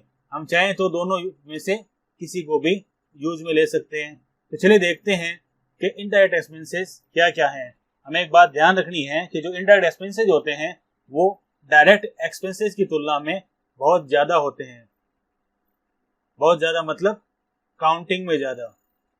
जैसे सैलरी है, रेंट है, बोनस है, कमीशन है, स्टेशनरी एंड प्रिंटिंग है, एडवर्टाइजमेंट एक्सपेंसेज हैं, ऑफिस एक्सपेंसेज हैं, कंप्यूटर सर्विस एक्सपेंसेज हैं, लीगल चार्जेस हैं, ऑडिट फीस है, प्रोफेशनल चार्जेज हैं, पोस्टेज कुरियर है, बैंक चार्जेज है, पेनल्टी है, इंटरेस्ट है, टी एंड कॉफ़ी है, ट्रैवलिंग एक्सपेंसेज है। यानी ये बहुत ज़्यादा तादाद में होते हैं इनडायरेक्ट एक्सपेंसेज, क्योंकि ये व्यापार को चलाने के लिए ज़रूरी होते हैं। अगर आपको इन्हें डिटेल में जानना है तो आप हमारी वेबसाइट www.जमीलअत्तारी.com पर विजिट कीजिए। इसका लिंक भी आपको वीडियो के डिस्क्रिप्शन में दे दिया जाएगा। तो चलिए हम कुछ लेजर्स देख लेते हैं कि इन्हें हम कैसे क्रिएट कर सकते हैं। तो चलिए चलते हैं टैली प्राइम पर। टैली प्राइम में हम आ चुके हैं। हम अभी गेटवे ऑफ टैली पर, यहाँ हम एंटर करना है क्रिएट पर। गेटवे ऑफ टैली मास्टर्स में क्रिएट एंटर कर देंगे। लेजर, यहाँ लिखेंगे हम सैलरी।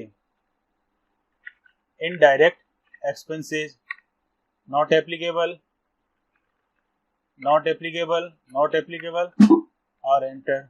एक खर्चा जो कंफ्यूज करता है हमें बार बार वो है सैलरीज एंड वेजेज।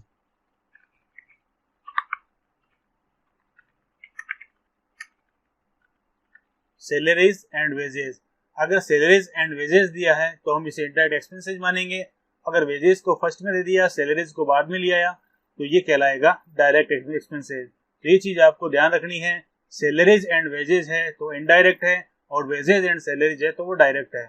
तो सैलरीज एंड वेजेज ये कह रहा है, ये बना हुआ है। तो दूसरा बना लेते हैं हम, एडवर्टाइजमेंट एक्सपेंसेस, यानी विज्ञापन के खर्चे।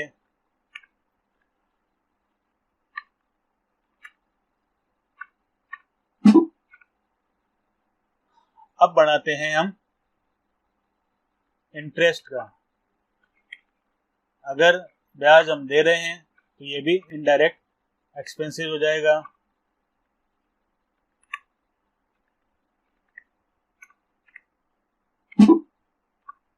और देख लेते हैं, स्टेशनरी था। स्टेशनरी एक ऐसी चीज है जो लगभग हर एक बिजनेस में आपको चाहिए। ये बोल रहा है कि इसकी लेजर बनी हुई है। अब लेते हैं हम पोस्टेज का। पोस्टेज के खर्चे हालांकि कम हो गए हैं लेकिन अभी भी ये खर्चे होते हैं। पोस्टेज,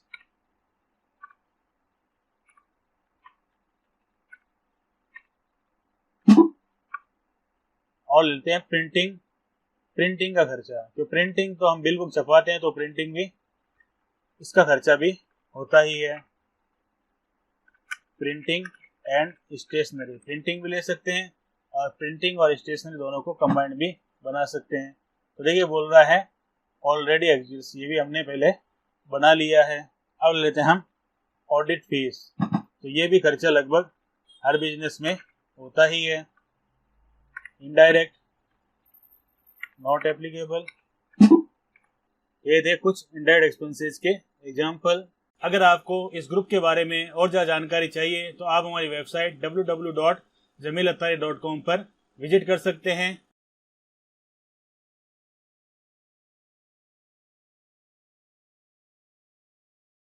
तो आज हम बात करेंगे इनडायरेक्ट इनकम के बारे में।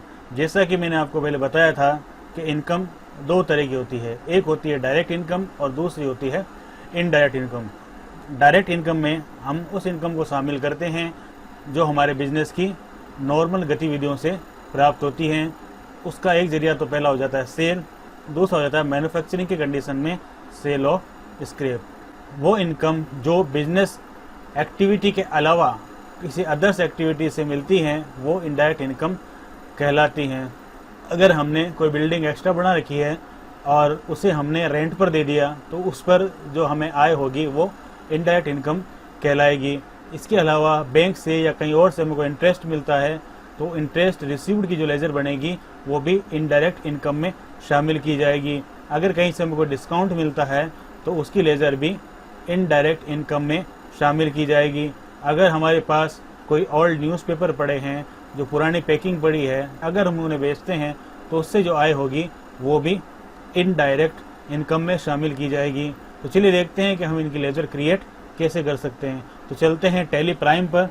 हम आ गए हैं गेटवे ऑफ टैली में। यहाँ हमें एंटर करना है क्रिएट पर।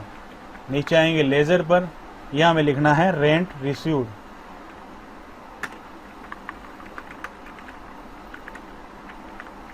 रेंट रिसीव्ड IN टाइप करेंगे तो चारों जो लेजर्स हैं जिसका नाम IN से शुरू होता है वो शो हो जाएंगी। हमें यहाँ चूज करना है इनडायरेक्ट इनकम को। Type of ledger not applicable, GST not applicable, और ड्यूटीज एंड टैक्सेज इसे भी नॉट एप्लीकेबल कर देंगे। नेक्स्ट है कमीशन रिसीव्ड।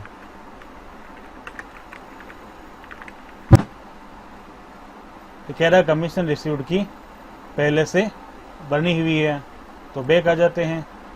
उसके बाद हमने देखा था sale of old newspaper.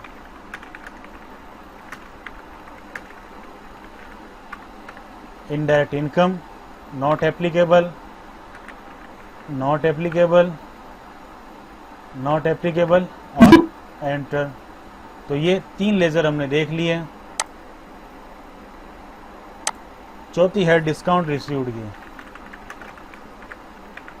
Discount received indirect income not applicable, not applicable, not applicable. तो इस तरह से हम इनडायरेक्ट इनकम की लेजर्स बना सकते हैं। अगर आपको इस ग्रुप के बारे में और ज़्यादा जानकारी चाहिए तो आप हमारी वेबसाइट www.jamilattari.com पर विजिट कर सकते हैं।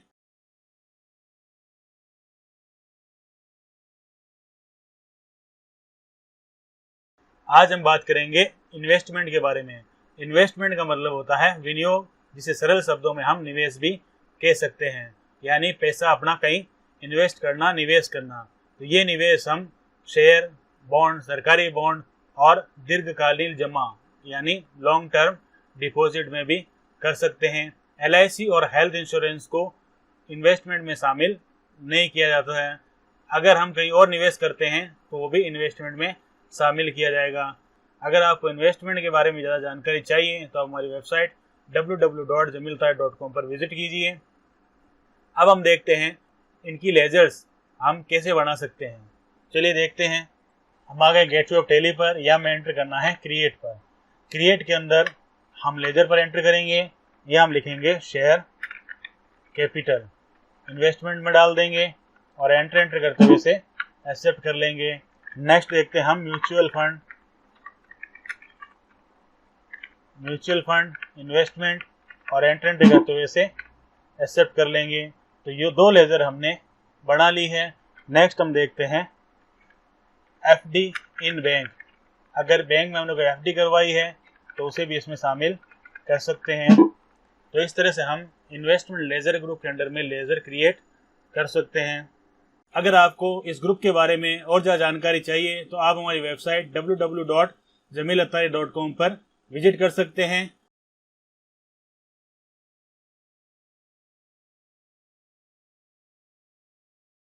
तो चलिए देखते हैं कि loans and advances assets group में कौन कौन सी लेजर डाली जाती है। पहले इसके नाम को ही देख लेते हैं, लोन्स एंड एडवांसेज, और आगे इसने दिया एसेट्स यानी हमारी संपत्ति। तो इसका मतलब हो जाएगा कि अगर हमने किसी को लोन दिया है या किसी को एडवांस दिया है तो वो इसमें शामिल किया जाएगा। तो ये देख लेते हैं कि इसके अंदर कौन कौन सी लेजर शामिल की जाती है। मतलब तो हमने जान लिया, अगर हमने किसी को उधार दिया, लोन दिया या किसी को एडवांस पेमेंट किया तो वो सब इसमें शामिल होंगे। Loan given to staff first ledger है। अगर हमें किसी कारण से अगर अपने स्टाफ को लोन देना पड़ता है तो वो इस ग्रुप में शामिल किया जाता है। अगर एडवांस टैक्स का हमने पेमेंट कर दिया तो वो भी इस ग्रुप में शामिल किया जाएगा। अगर किसी पार्टी को हमने एडवांस पेमेंट दिया है माल के लिए, हमें किसी से माल परचेज करना है और हमने उसे एडवांस पेमेंट कर दिया तो उसे भी इसमें शामिल करेंगे। एडवांस सैलरी, कई बार क्या होता है कि हमारे जो स्टाफ है उन्हें कोई प्रॉब्लम आ जाती है, तो प्रॉब्लम की वजह से हमें कभी कभी उन्हें एडवांस में सैलरी देनी पड़ती है, तो वो भी इस ग्रुप में शामिल की जाती है। तो चलिए देखते हैं इस ग्रुप की लेजर हम टैली प्राइम में कैसे बना सकते हैं। तो चलिए चलते हैं टैली प्राइम पर। हम आ गए टैली प्राइम पर। अभी हमें गेटवे ऑफ टैली पर या हम एंटर करेंगे क्रिएट पर। नेक्स्ट लेजर, सबसे पहले हम बनाएंगे लोन टू स्टाफ। स्टाफ को लोन दिया, इसे डालेंगे हम लोन्स एंड एडवांसेज में। ये जो अंडर ग्रुप है ये सरकारी ऑफिसेज में ज़्यादा काम आता है, क्योंकि वहाँ फंडिंग होती है गवर्नमेंट की तरफ से। उस फंड को अलग अलग ग्राम पंचायत या सिटी को इशू किया जाता है। उस ग्राम या ग्राम पंचायत या शहर की जो लेजर बनती है उसे लोन एंड एडवांसेज में शामिल करते हैं। तो हमने बनाई है loan to staff, under group कर दिया loan and advances. Mailing detail देना चाहते हैं तो यहाँ दे सकते हैं, Rajasthan, pin code, mobile number, provide contact detail, अगर ये देना चाहते हैं तो यस करके दे सकते हैं। बैंकिंग डिटेल दे सकते हैं और टैक्स रजिस्ट्रेशन डिटेल है तो वो भी दे सकते हैं। इस तरह से हम loans and advances assets group के अंडर में लेजर बना सकते हैं। एक दो लेजर और बना लेते हैं। Advance tax, loans in advances में वही डिटेल है, हमें फिल कर देनी है और एक्सेप्ट कर लेना है। एक बना लेते हैं एडवांस पेमेंट की। किसी से हमें माल परचेज करना है, उससे हमने एडवांस में पेमेंट कर दिया।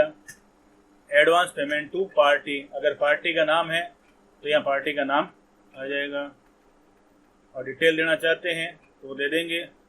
अगर आपको इस ग्रुप के बारे में और ज़्यादा जानकारी चाहिए तो आप हमारी वेबसाइट www.jamilattari.com पर विजिट कर सकते हैं।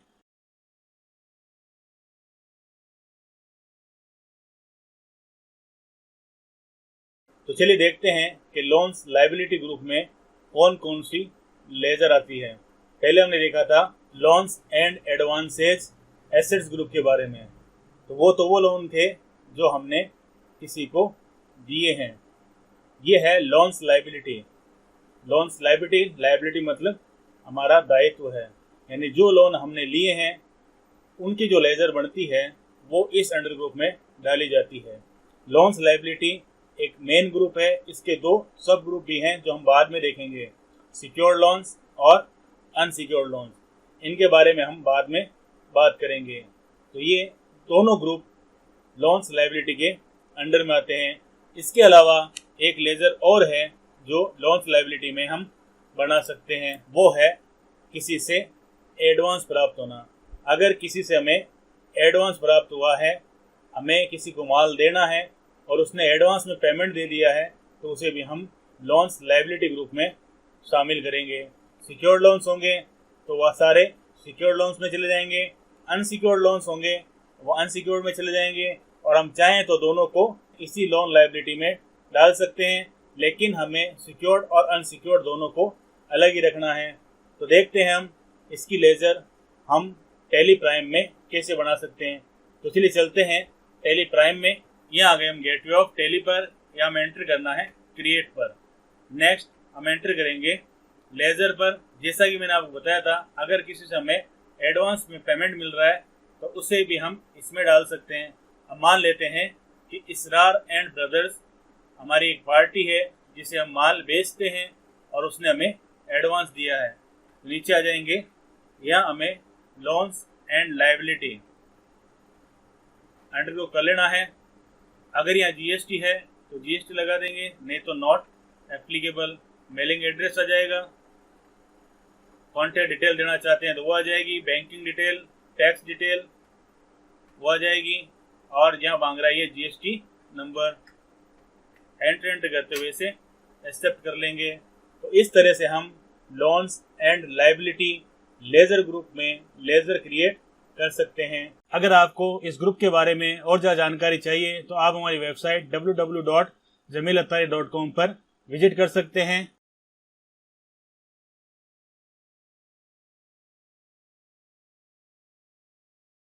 आज हम बात करने वाले हैं मिसलेनियस एक्सपेंसेज एसेट्स के बारे में।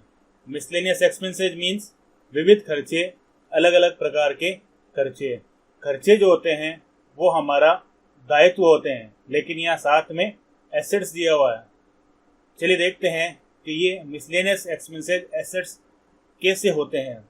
कई बार क्या होता है, कोई कर्मचारी है वो हमारे यहाँ काम करने के लिए आता है, वो कुछ टाइम तक आकर वापस आना बंद हो जाता है। मान लेते हैं इसरार हमारा एक कर्मचारी है, उसे हमने 60,000 रुपये महीना सैलरी पर रखा।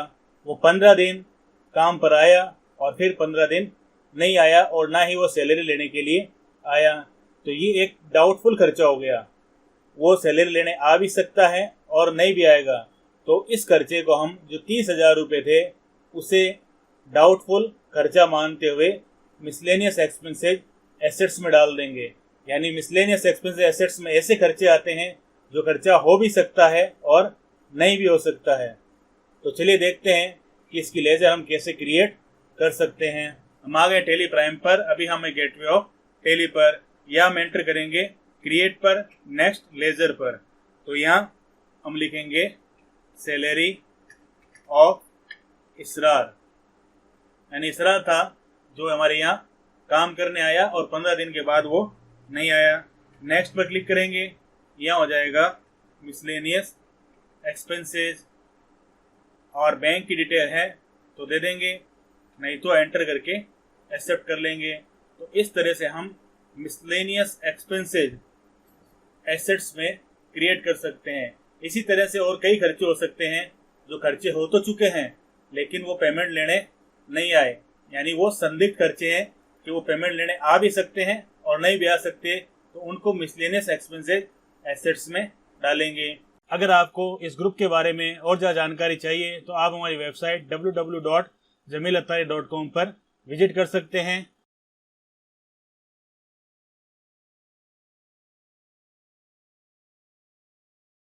सबसे पहले हम देखते हैं कि प्रोविजन का मतलब होता क्या है। प्रोविजन का हिंदी मतलब होता है प्रावधान। सरल शब्दों में प्रावधान का मतलब होता है भविष्य में होने वाले खर्चों या हानियों के लिए एक निश्चित रकम को बचाकर सुरक्षित रख लेना ताकि इस हानि या खर्चे को कवर किया जा सके। ज़्यादातर प्रावधान लाभ होने की स्थिति में ही किए जाते हैं। ये प्रावधान हानि की कंडीशन में नहीं किए जाएंगे। जब लाभ होता है तभी ये प्रावधान किए जाते हैं। खर्चों या हानि को कवर करने के लिए हम जो रकम रखते हैं उसके लिए जो लेजर बनाते हैं उसका अंडर ग्रुप होता है प्रोविजन। तो ये जो प्रावधान होते हैं ये हो सकता है टैक्सेशन के लिए, इनकम टैक्स के लिए, डेप्रिसिएशन के लिए और डाउटफुल डेब्ट्स और बैड डेब्ट्स के लिए।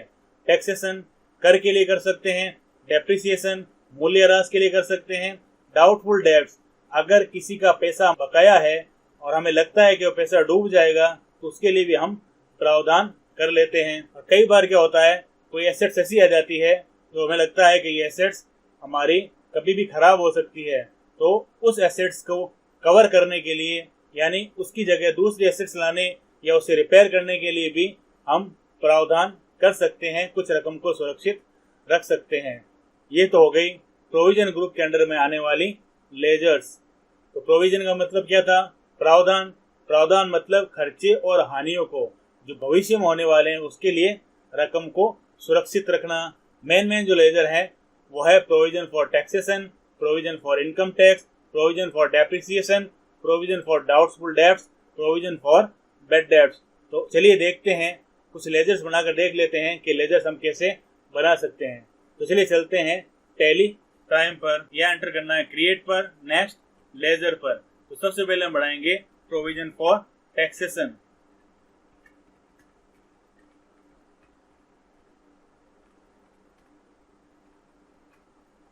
ये लेजर क्रिएट हो गई।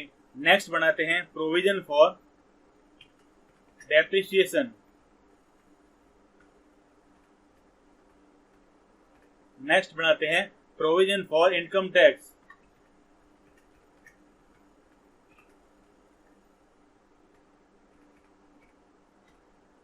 नेक्स्ट बनाते हैं provision for assets.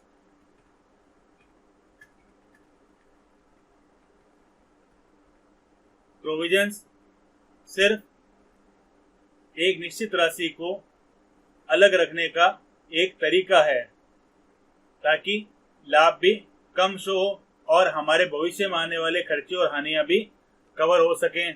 Provision for doubtful debts. कई बार क्या होता है कि हमारा जो बिजनेस होता है उसे आग से खतरा रहता है। जैसे कपड़े का काम हो गया कि आग लग जाएगी तो कपड़े की मिल में सारा सामान खाक हो जाएगा। तो उसके लिए भी हम प्रोविजन कर सकते हैं। Provision for loss from fire, या लॉस ऑफ फायर कर देते हैं। तो इससे भी हम प्रोविजन बनाकर रख सकते हैं। तो इस तरीके से हम प्रोविजन ग्रुप के अंदर लेजर्स क्रिएट कर सकते हैं। अगर आपको इस ग्रुप के बारे में और ज़्यादा जानकारी चाहिए तो आप हमारी वेबसाइट www.jamilattari.com पर विजिट कर सकते हैं।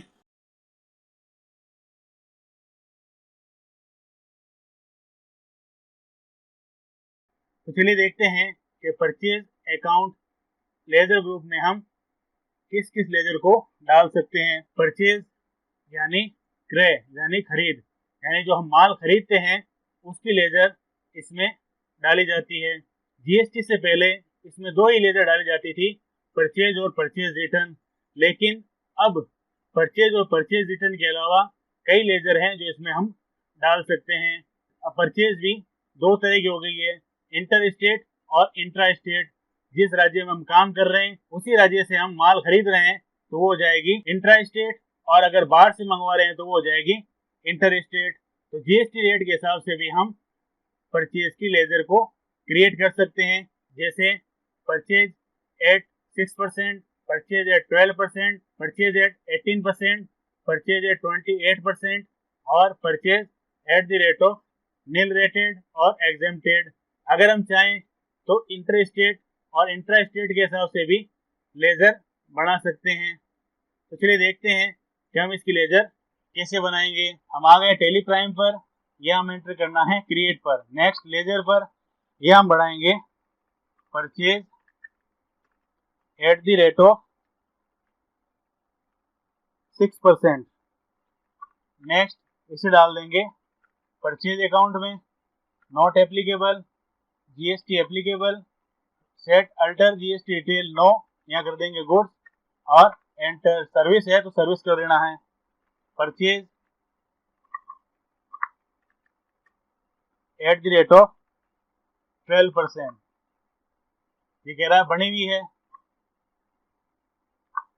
तो नेक्स्ट देख लेते हैं 18%, not applicable, applicable, no, goods है तो गुड्स, नहीं तो सर्विसेज, और ये एक्सेप्ट।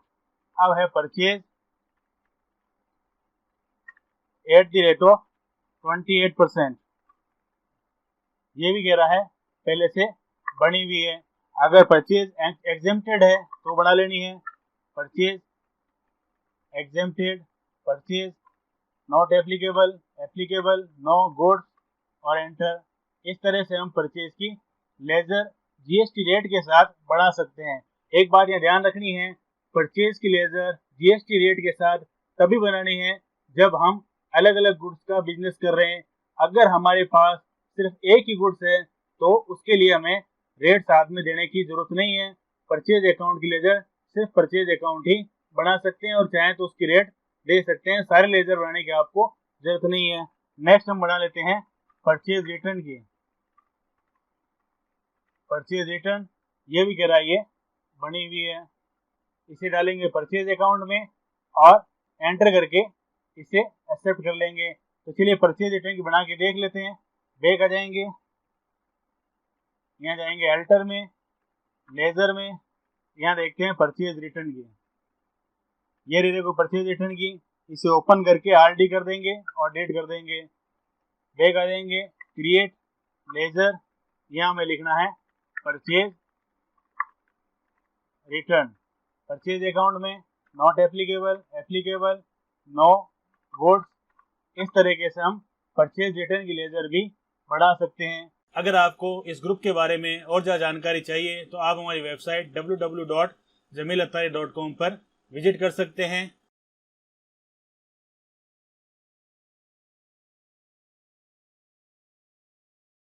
तो चलिए देखते हैं कि reserve and surplus ledger group में कौन कौन सी लेजर हम क्रिएट कर सकते हैं।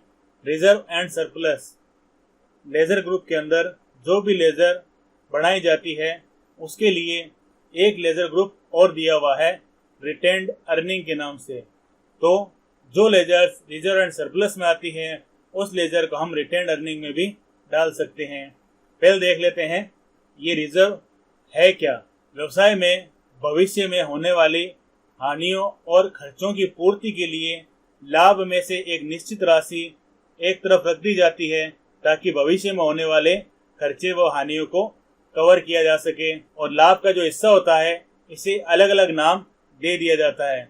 कभी इसे जनरल रिजर्व बोल देते हैं, कभी इसे कैपिटल रिजर्व बोल देते हैं और कभी इसे रिजर्व फॉर डेप्रिसिएशन बोल देते हैं। यानी अभी जो लाभ हो रहा है प्रेजेंट में, उस लाभ में से कुछ हिस्सा बचाकर भविष्य में होने वाले खर्चों या हानियों के लिए अलग से रख दिया जाता है, जिसे रिजर्व बोला जाता है। अब इस रिजर्व को कई नाम दे सकते हैं। जनरल रिजर्व दे दीजिए, कैपिटल रिजर्व दे दीजिए या रिजर्व फॉर डेप्रिसिएशन दे दीजिए। इसके अलावा भी किसी और नाम से हम इस राशि को अलग रख सकते हैं। और इन लेजर्स के लिए अलग से एक ग्रुप और बना हुआ है रिटेन्ड अर्निंग नाम से, तो उसमें भी हम इन लेजर्स को डाल सकते हैं। रिटेन्ड अर्निंग्स मतलब हमने जो कमाया है उसमें से कुछ रिटेन्ड करके रखना, अपने पास रोक कर रखना। तो लेजर्स देख लेते हैं इसमें कौन कौन सी बनेगी। जनरल रिजर्व, कैपिटल रिजर्व और रिजर्व फॉर डेप्रिसिएशन। अब इसमें हम चाहें तो कोई और नाम चेंज करके भी रख सकते हैं। तो चलिए देखते हैं कि इनकी लेजर हम कैसे क्रिएट कर सकते हैं। हम आ गए हैं टैली प्राइम पर, गेटवे ऑफ टैली पर हम अभी हैं। यहाँ एंटर करेंगे क्रिएट पर, नेक्स्ट लेजर पर, यहाँ बढ़ाएंगे हम जनरल रिजर्व, इसे हम डाल देंगे रिजर्व एंड सरप्लस में। ये देखिए रिजर्व एंड सरप्लस और रिटेन्ड अर्निंग दोनों पास पास हैं। ये हो गया। नेक्स्ट बना लेते हैं हम कैपिटल रिजर्व।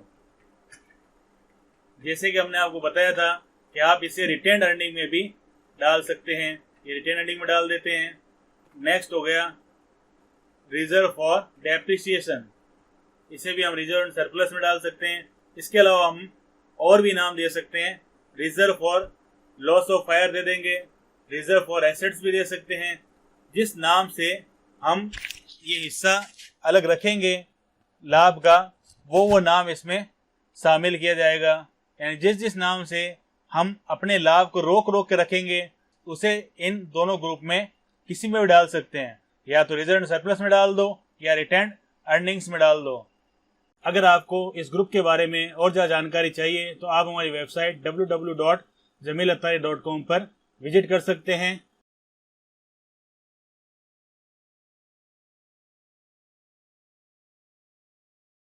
तो चलिए देखते हैं कि reserve and surplus ledger group में कौन कौन सी लेजर हम क्रिएट कर सकते हैं। Reserve and surplus ledger group के अंदर जो भी लेजर बढ़ाई जाती है उसके लिए एक लेजर ग्रुप और दिया हुआ है रिटेन्ड अर्निंग के नाम से। तो जो लेजर्स रिजर्व एंड सरप्लस में आती हैं उस लेजर को हम रिटेन्ड अर्निंग में भी डाल सकते हैं। पहले देख लेते हैं ये रिजर्व है क्या। व्यवसाय में भविष्य में होने वाली हानियों और खर्चों की पूर्ति के लिए लाभ में से एक निश्चित राशि एक तरफ रख दी जाती है ताकि भविष्य में होने वाले खर्चे व हानियों को कवर किया जा सके। और लाभ का जो हिस्सा होता है इसे अलग अलग नाम दे दिया जाता है।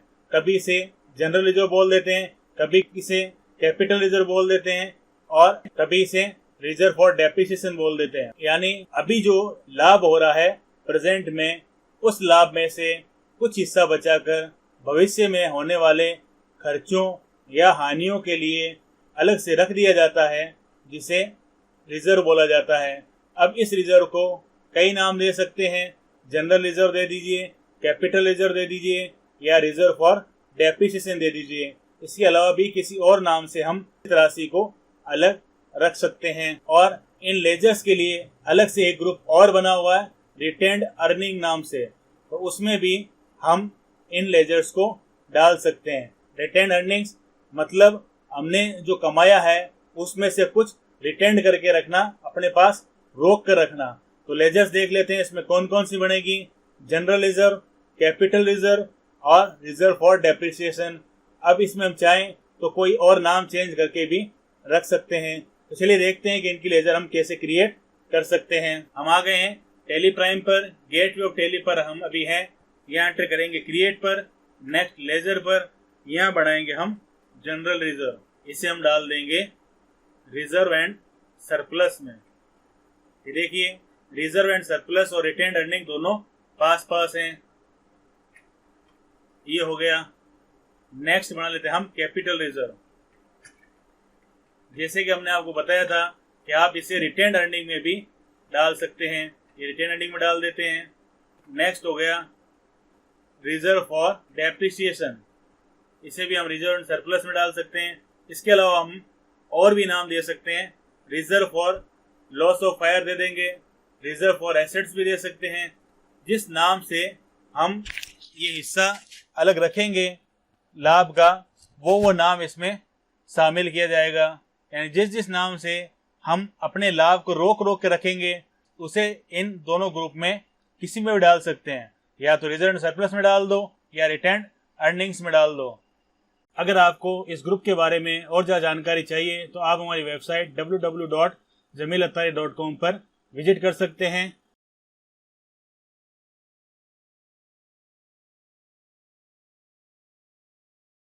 तो चलिए देखते हैं कि सेल्स अकाउंट लेजर ग्रुप में हम किस किस लेजर को डाल सकते हैं। सेल्स अकाउंट मतलब जो हम माल बेचते हैं उससे रिलेटेड अकाउंट, हमारे माल की बिक्री से रिलेटेड जो भी अकाउंट है उनके खाते इसमें बनाए जाएंगे।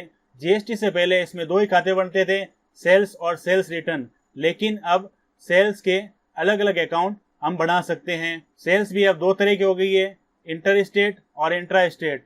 हम जहाँ काम कर रहे हैं राज्य से बाहर बेचते हैं तो इंटर स्टेट, और जिस राज्य में बिजनेस कर रहे हैं उसी में अगर माल बेच रहे हैं तो ये हो जाएगा इंट्रा स्टेट। तो हम जीएसटी रेट के हिसाब से भी सेल्स अकाउंट बना सकते हैं और इंटर स्टेट और इंट्रा स्टेट के हिसाब से भी बना सकते हैं। जीएसटी रेट के हिसाब से sales at the rate of 6%, sales at the rate of 12, 18%, 28%, exempted और नील रेटेड। इंटर स्टेट और इंट्रा स्टेट के हिसाब से बनाना चाहते हैं तो इंटर स्टेट सेल्स और इंट्रा स्टेट सेल्स, जिस तरह से भी हमें सुविधा हो उस तरीके से हमें बना लेनी है। जीएसटी के हिसाब से अलग अलग रेट की सेल्स लेजर हम तो बनाएंगे जब हम अलग अलग गुड्स का बिजनेस कर रहे हो। जब हम एक ही गुड्स का बिजनेस कर रहे हैं तो साथ में रेट देने की कोई ज़रूरत नहीं है, और चाहे तो हम दे भी सकते हैं। तो चलिए देखते हैं कि हम सेल्स अकाउंट लेजर ग्रुप के अंडर में लेजर कैसे क्रिएट कर सकते हैं। हम आ गए टेली प्राइम पर, यहाँ हमें एंटर करना है क्रिएट पर, नेक्स्ट लेजर पर। हम यहाँ देंगे सेल्स एग्जेम्प्टेड। सेल्स एग्जेम्प्टेड ये कह रहा है इस नाम से पहले बनी हुई है। अब हम बढ़ाएंगे sales at the rate of 6%, enter.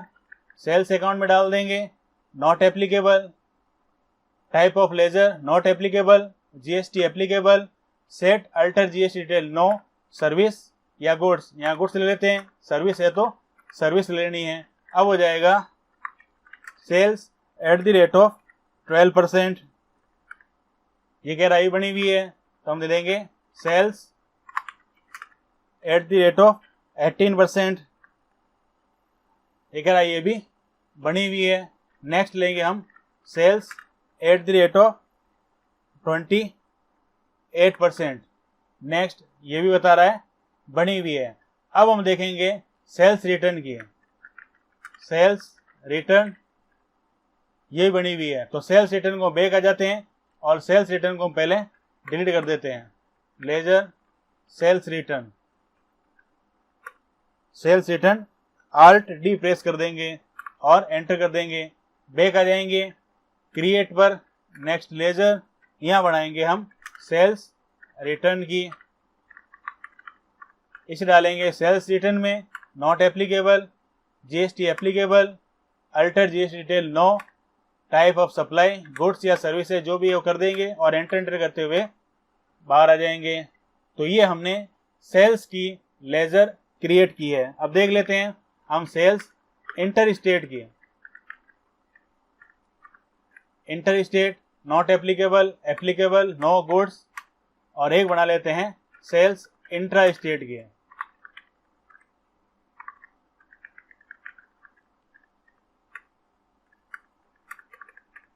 तो इस तरीके से हम सेल्स अकाउंट लेजर ग्रुप के अंडर में लेजर क्रिएट कर सकते हैं। अगर आपको इस ग्रुप के बारे में और ज़्यादा जानकारी चाहिए तो आप हमारी वेबसाइट www.jamilattari.com पर विजिट कर सकते हैं।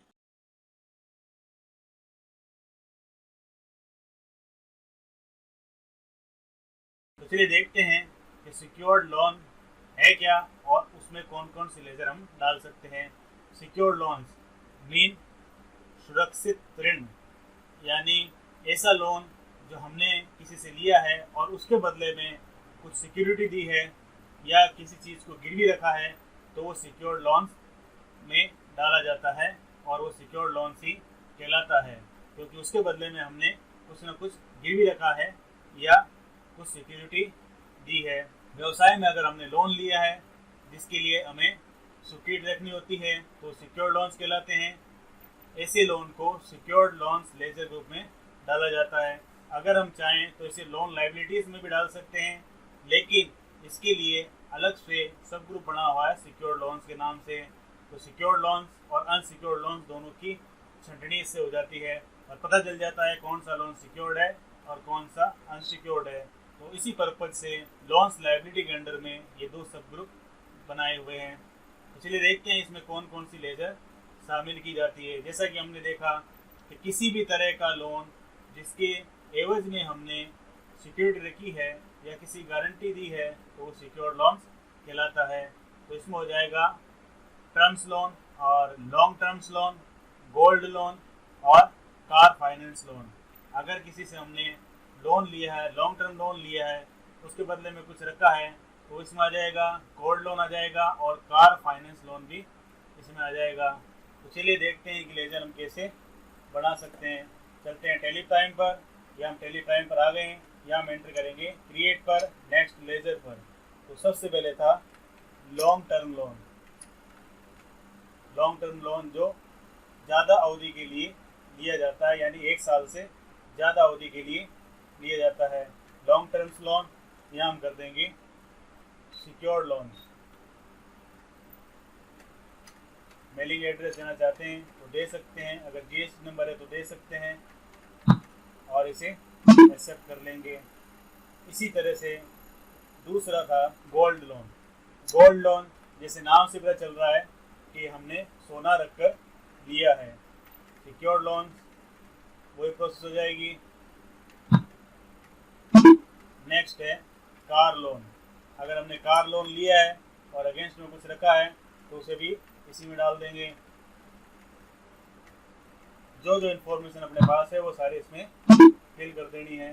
तो इस तरीके से हम सिक्योर्ड लोन्स लेजर ग्रुप के अंडर में लेजर क्रिएट कर सकते हैं। अगर आपको इस ग्रुप के बारे में और ज़्यादा जानकारी चाहिए तो आप हमारी वेबसाइट www.jamilattari.com पर विजिट कर सकते हैं।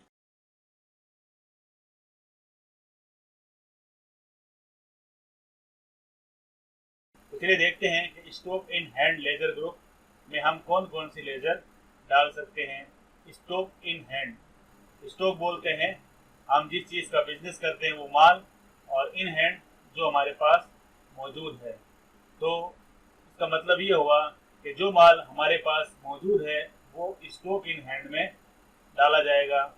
तो माल हमारे पास तीन तरह का हो सकता है, रॉ मटेरियल हो सकता है, वर्क इन प्रोग्रेस हो सकता है, और तैयार माल हो सकता है। यानी कच्चा माल, अर्धनिर्मित माल और तैयार माल। तो ये तीन तरह के माल हमारे पास हो सकते हैं और इसका स्टॉक हमारे पास हो सकता है।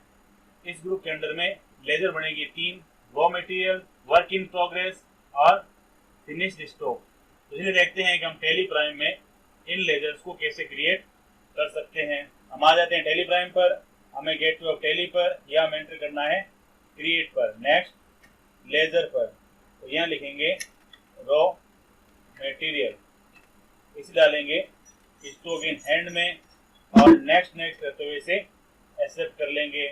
नेक्स्ट होगी work in progress, stock in hand में, और नेक्स्ट होगी फिनिश्ड गुड्स, तो ये तीन लेजर हमने क्रिएट कर ली हैं। साल के अंत में जो स्टॉक बाकी रहेगा वो हमें इस ग्रुप के अंडर में शो कर देगा। अगर आपको इस ग्रुप के बारे में और ज़्यादा जानकारी चाहिए तो आप हमारी वेबसाइट www.jamilattari.com पर विजिट कर सकते हैं।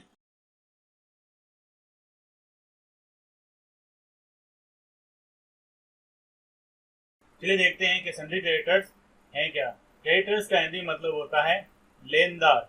लेनदार को हम सरल भाषा में मांगने वाले भी कह सकते हैं। जिन व्यक्तियों से हम माल उधार खरीदते हैं वो व्यक्ति हमारे लेनदार कहलाते हैं। सरल शब्दों में लेनदार उसे कह सकते हैं जो हमसे पैसा मांगते हैं, जिसे हमें पैसा चुकाना होता है। व्यवसाय के सभी लेनदारों को सन्ड्री क्रेडिटर्स ग्रुप में डाला जाता है। उदाहरण के तौर पर हमने तलहा से 1 लाख रुपए का माल खरीदा तो वो हमारा लेनदार हो गया। एक एग्जाम्पल और देख लेते हैं कि 2 लाख का माल हमने हसन से खरीदा तो वो भी हमारा लेनदार हो गया। इसी तरह से हमने किसी पार्टी से खरीदा, जैसे हमने खरीदा तलहा एंटरप्राइजेज से माल खरीदा तो वो भी हमारा लेनदार हो गया। तो चलिए देखते हैं कि हम इनकी लेजर कैसे क्रिएट कर सकते हैं। हम आ गए गेटवे ऑफ टैली पर, या हम एंटर करेंगे क्रिएट पर, नेक्स्ट लेजर पर। तो पहले हम ले लेते हैं तलहा एंटरप्राइजेज को। तलहा एंटरप्राइजेज, यहाँ करेंगे हम सन्ड्री क्रेडिटर्स, क्योंकि हमने माल खरीदा है। Maintain balance bill by bill, yes. Default credit period है तो वो दे देना है। नेक्स्ट आ जाएगा मेलिंग डिटेल, मेलिंग डिटेल डाल देंगे। Country, pin code, mobile number, contact detail है तो यहाँ यस करके डाल देनी है। बैंकिंग डिटेल है तो यहाँ यस करके डाल देंगे। नेक्स्ट है जीएसटी रजिस्ट्रेशन टाइप, तो जो भी उसका होगा रेगुलर है, अनरजिस्टर्ड है, कंज्यूमर है। तो हमने माल खरीदा है तो कंज्यूमर तो हो नहीं सकता, तो ये या तो कंपोजिशन होगा या रेगुलर होगा। तो इन दो में से जो भी होगा डाल देना है। नेक्स्ट है जीएसटी नंबर, सेट या अल्टर जीएसटी डिटेल, तो यहाँ हम नो ही रहने देंगे। चाहे तो यस करके सेट भी कर सकते हैं, लेकिन हम यहाँ नो रहने देंगे। नेक्स्ट एक और बना लेते हैं हम, Hasan and brothers, sundry creditors, maintain bill by bill, yes. Default credit period है तो डाल देना है, और आ जाएगी अब मेलिंग डिटेल, और नीचे आ जाएगा प्रोवाइड कॉन्टैक्ट डिटेल, यस करके नाम डाल सकते हैं। देख लेते हैं, Y, contact person, phone, fax, email, CC और वेबसाइट, और अगर बैंकिंग डिटेल है तो वो डाल देनी है। अब आ जाता है टैक्स रजिस्ट्रेशन डिटेल, यहाँ रजिस्ट्रेशन टाइप जो है रेगुलर है, कंपोजिशन है वो डाल देना है, और जीएसटी नंबर डाल देने हैं। इसी तरह हम इसे सेव कर लेंगे। तो इस तरह से हम सन्ड्री क्रेडिटर्स लेजर ग्रुप के अंदर लेजर को डाल सकते हैं। अगर आपको इस ग्रुप के बारे में और ज़्यादा जानकारी चाहिए तो आप हमारी वेबसाइट www.jamilattari.com पर विजिट कर सकते हैं।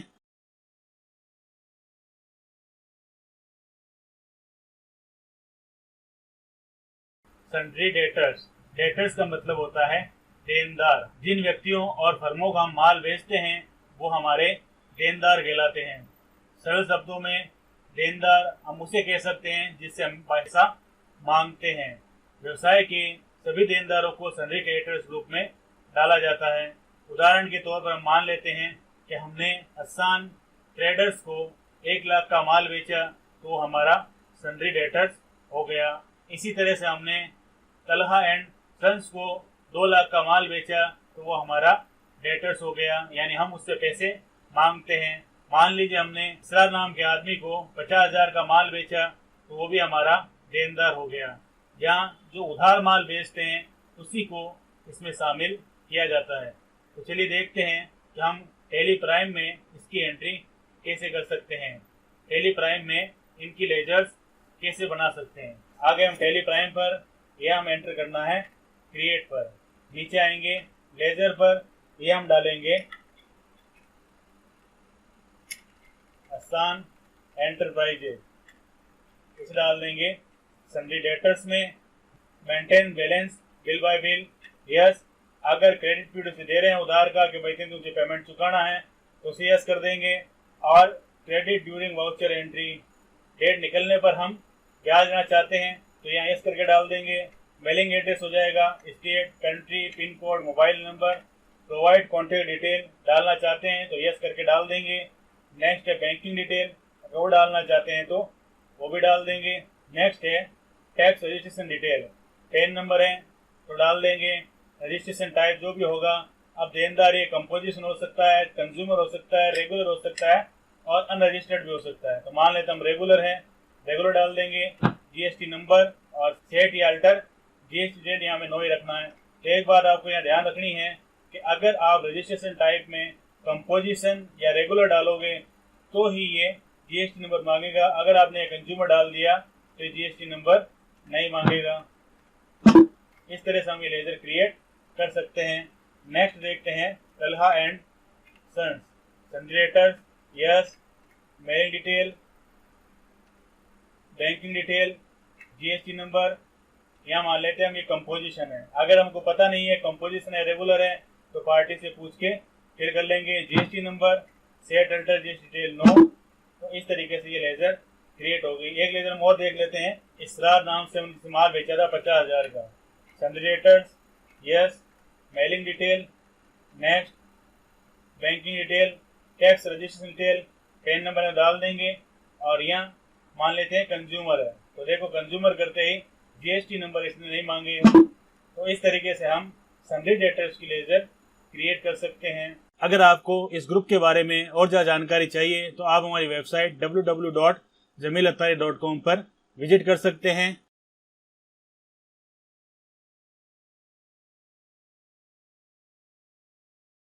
तो चलिए देखते हैं कि सस्पेंस अकाउंट लेजर ग्रुप में हम कौन सी लेजर डाल सकते हैं। तो सबसे पहले देख लेते हैं सस्पेंस अकाउंट है क्या। सस्पेंस का हिंदी मतलब होता है संदेह।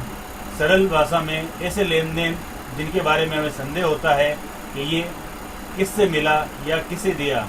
ऐसे लेन देन जिनके बारे में हमें संदेह हो कि ये अमाउंट हमने किसे दिया है या किससे लिया है तो उसे सस्पेंस अकाउंट में डालते हैं।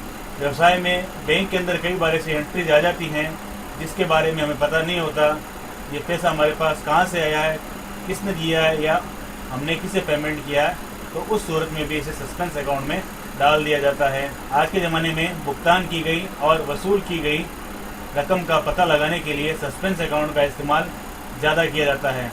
उदाहरण के तौर पर व्यवसाय से निकाला गया एडवांस और एडवांस में दिया गया यात्री भत्ता सस्पेंस अकाउंट में डाला जाता है, क्योंकि बिल आने पर ही पता चलता है कि यात्रा भत्ता में से कितना खर्च हुआ और कितना वापस आया। एडवांस यात्रा भत्ता के लिए कंपनियां सस्पेंस अकाउंट को यूज़ करती है। चलिए देखते हैं सस्पेंस लेजर ग्रुप में कौन सी लेजर डाली जाती है। तो सस्पेंस अकाउंट लेजर ग्रुप के अंदर नॉर्मली सस्पेंस अकाउंट को ही डाला जाता है। तो चलिए देखते हैं कि टैली प्राइम में हम इसकी लेजर कैसे बना सकते हैं। हम आ गए टैली प्राइम पर, या हम एंटर करेंगे मास्टर्स में, क्रिएट पर, नेक्स्ट अकाउंटिंग मास्टर्स में लेजर पर, यह हमें लिखना है suspense account, suspense account. Next under group में हम कर देंगे सस्पेंस अकाउंट और एंटर करके इसे एक्सेप्ट कर लेंगे। अगर आपको इस ग्रुप के बारे में और ज़्यादा जानकारी चाहिए तो आप हमारी वेबसाइट www.jamilattari.com पर विजिट कर सकते हैं।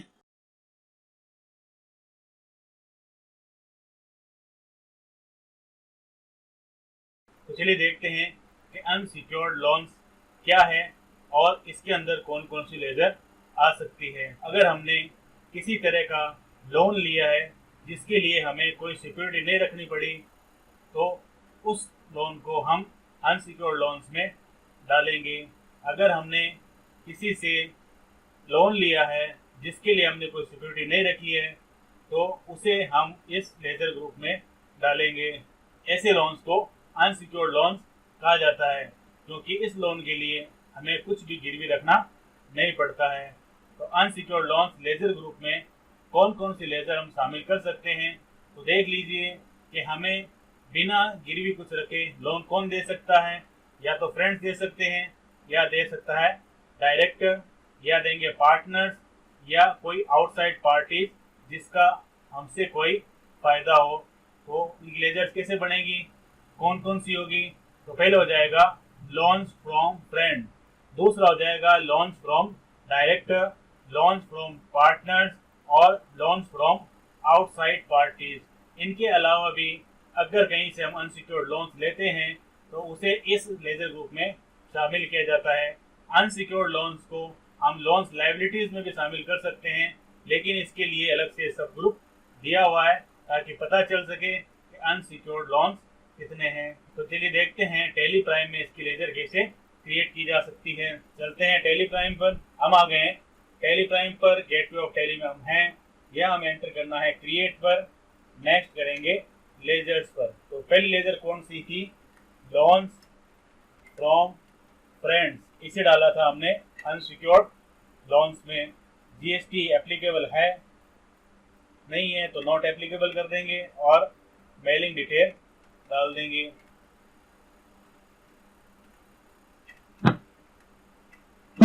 तो इस तरह से ये लेजर हम बना सकते हैं। नेक्स्ट है लोन फ्रॉम डायरेक्टर। अगर डायरेक्टर ने लोन दिया है तो उसे भी इसमें हम शामिल कर सकते हैं। नेक्स्ट है लोन फ्रॉम पार्टनर्स। अगर हमारी कंपनी में पार्टनर्स हैं, उन्होंने लोन दिया है तो उसकी भी लेजर हम बना लेंगे।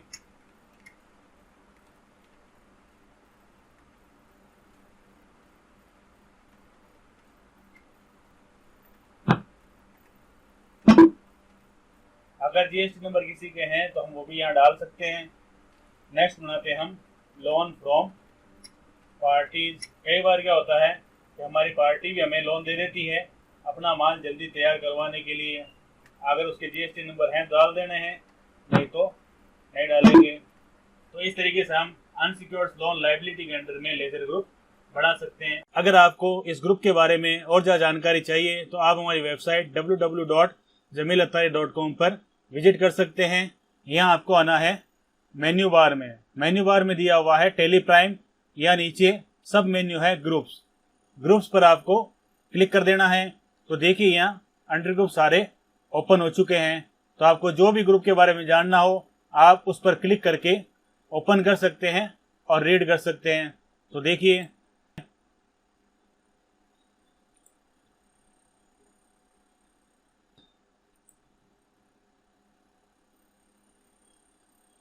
यहाँ सारे के सारे अंडर ग्रुप्स दिए हुए हैं।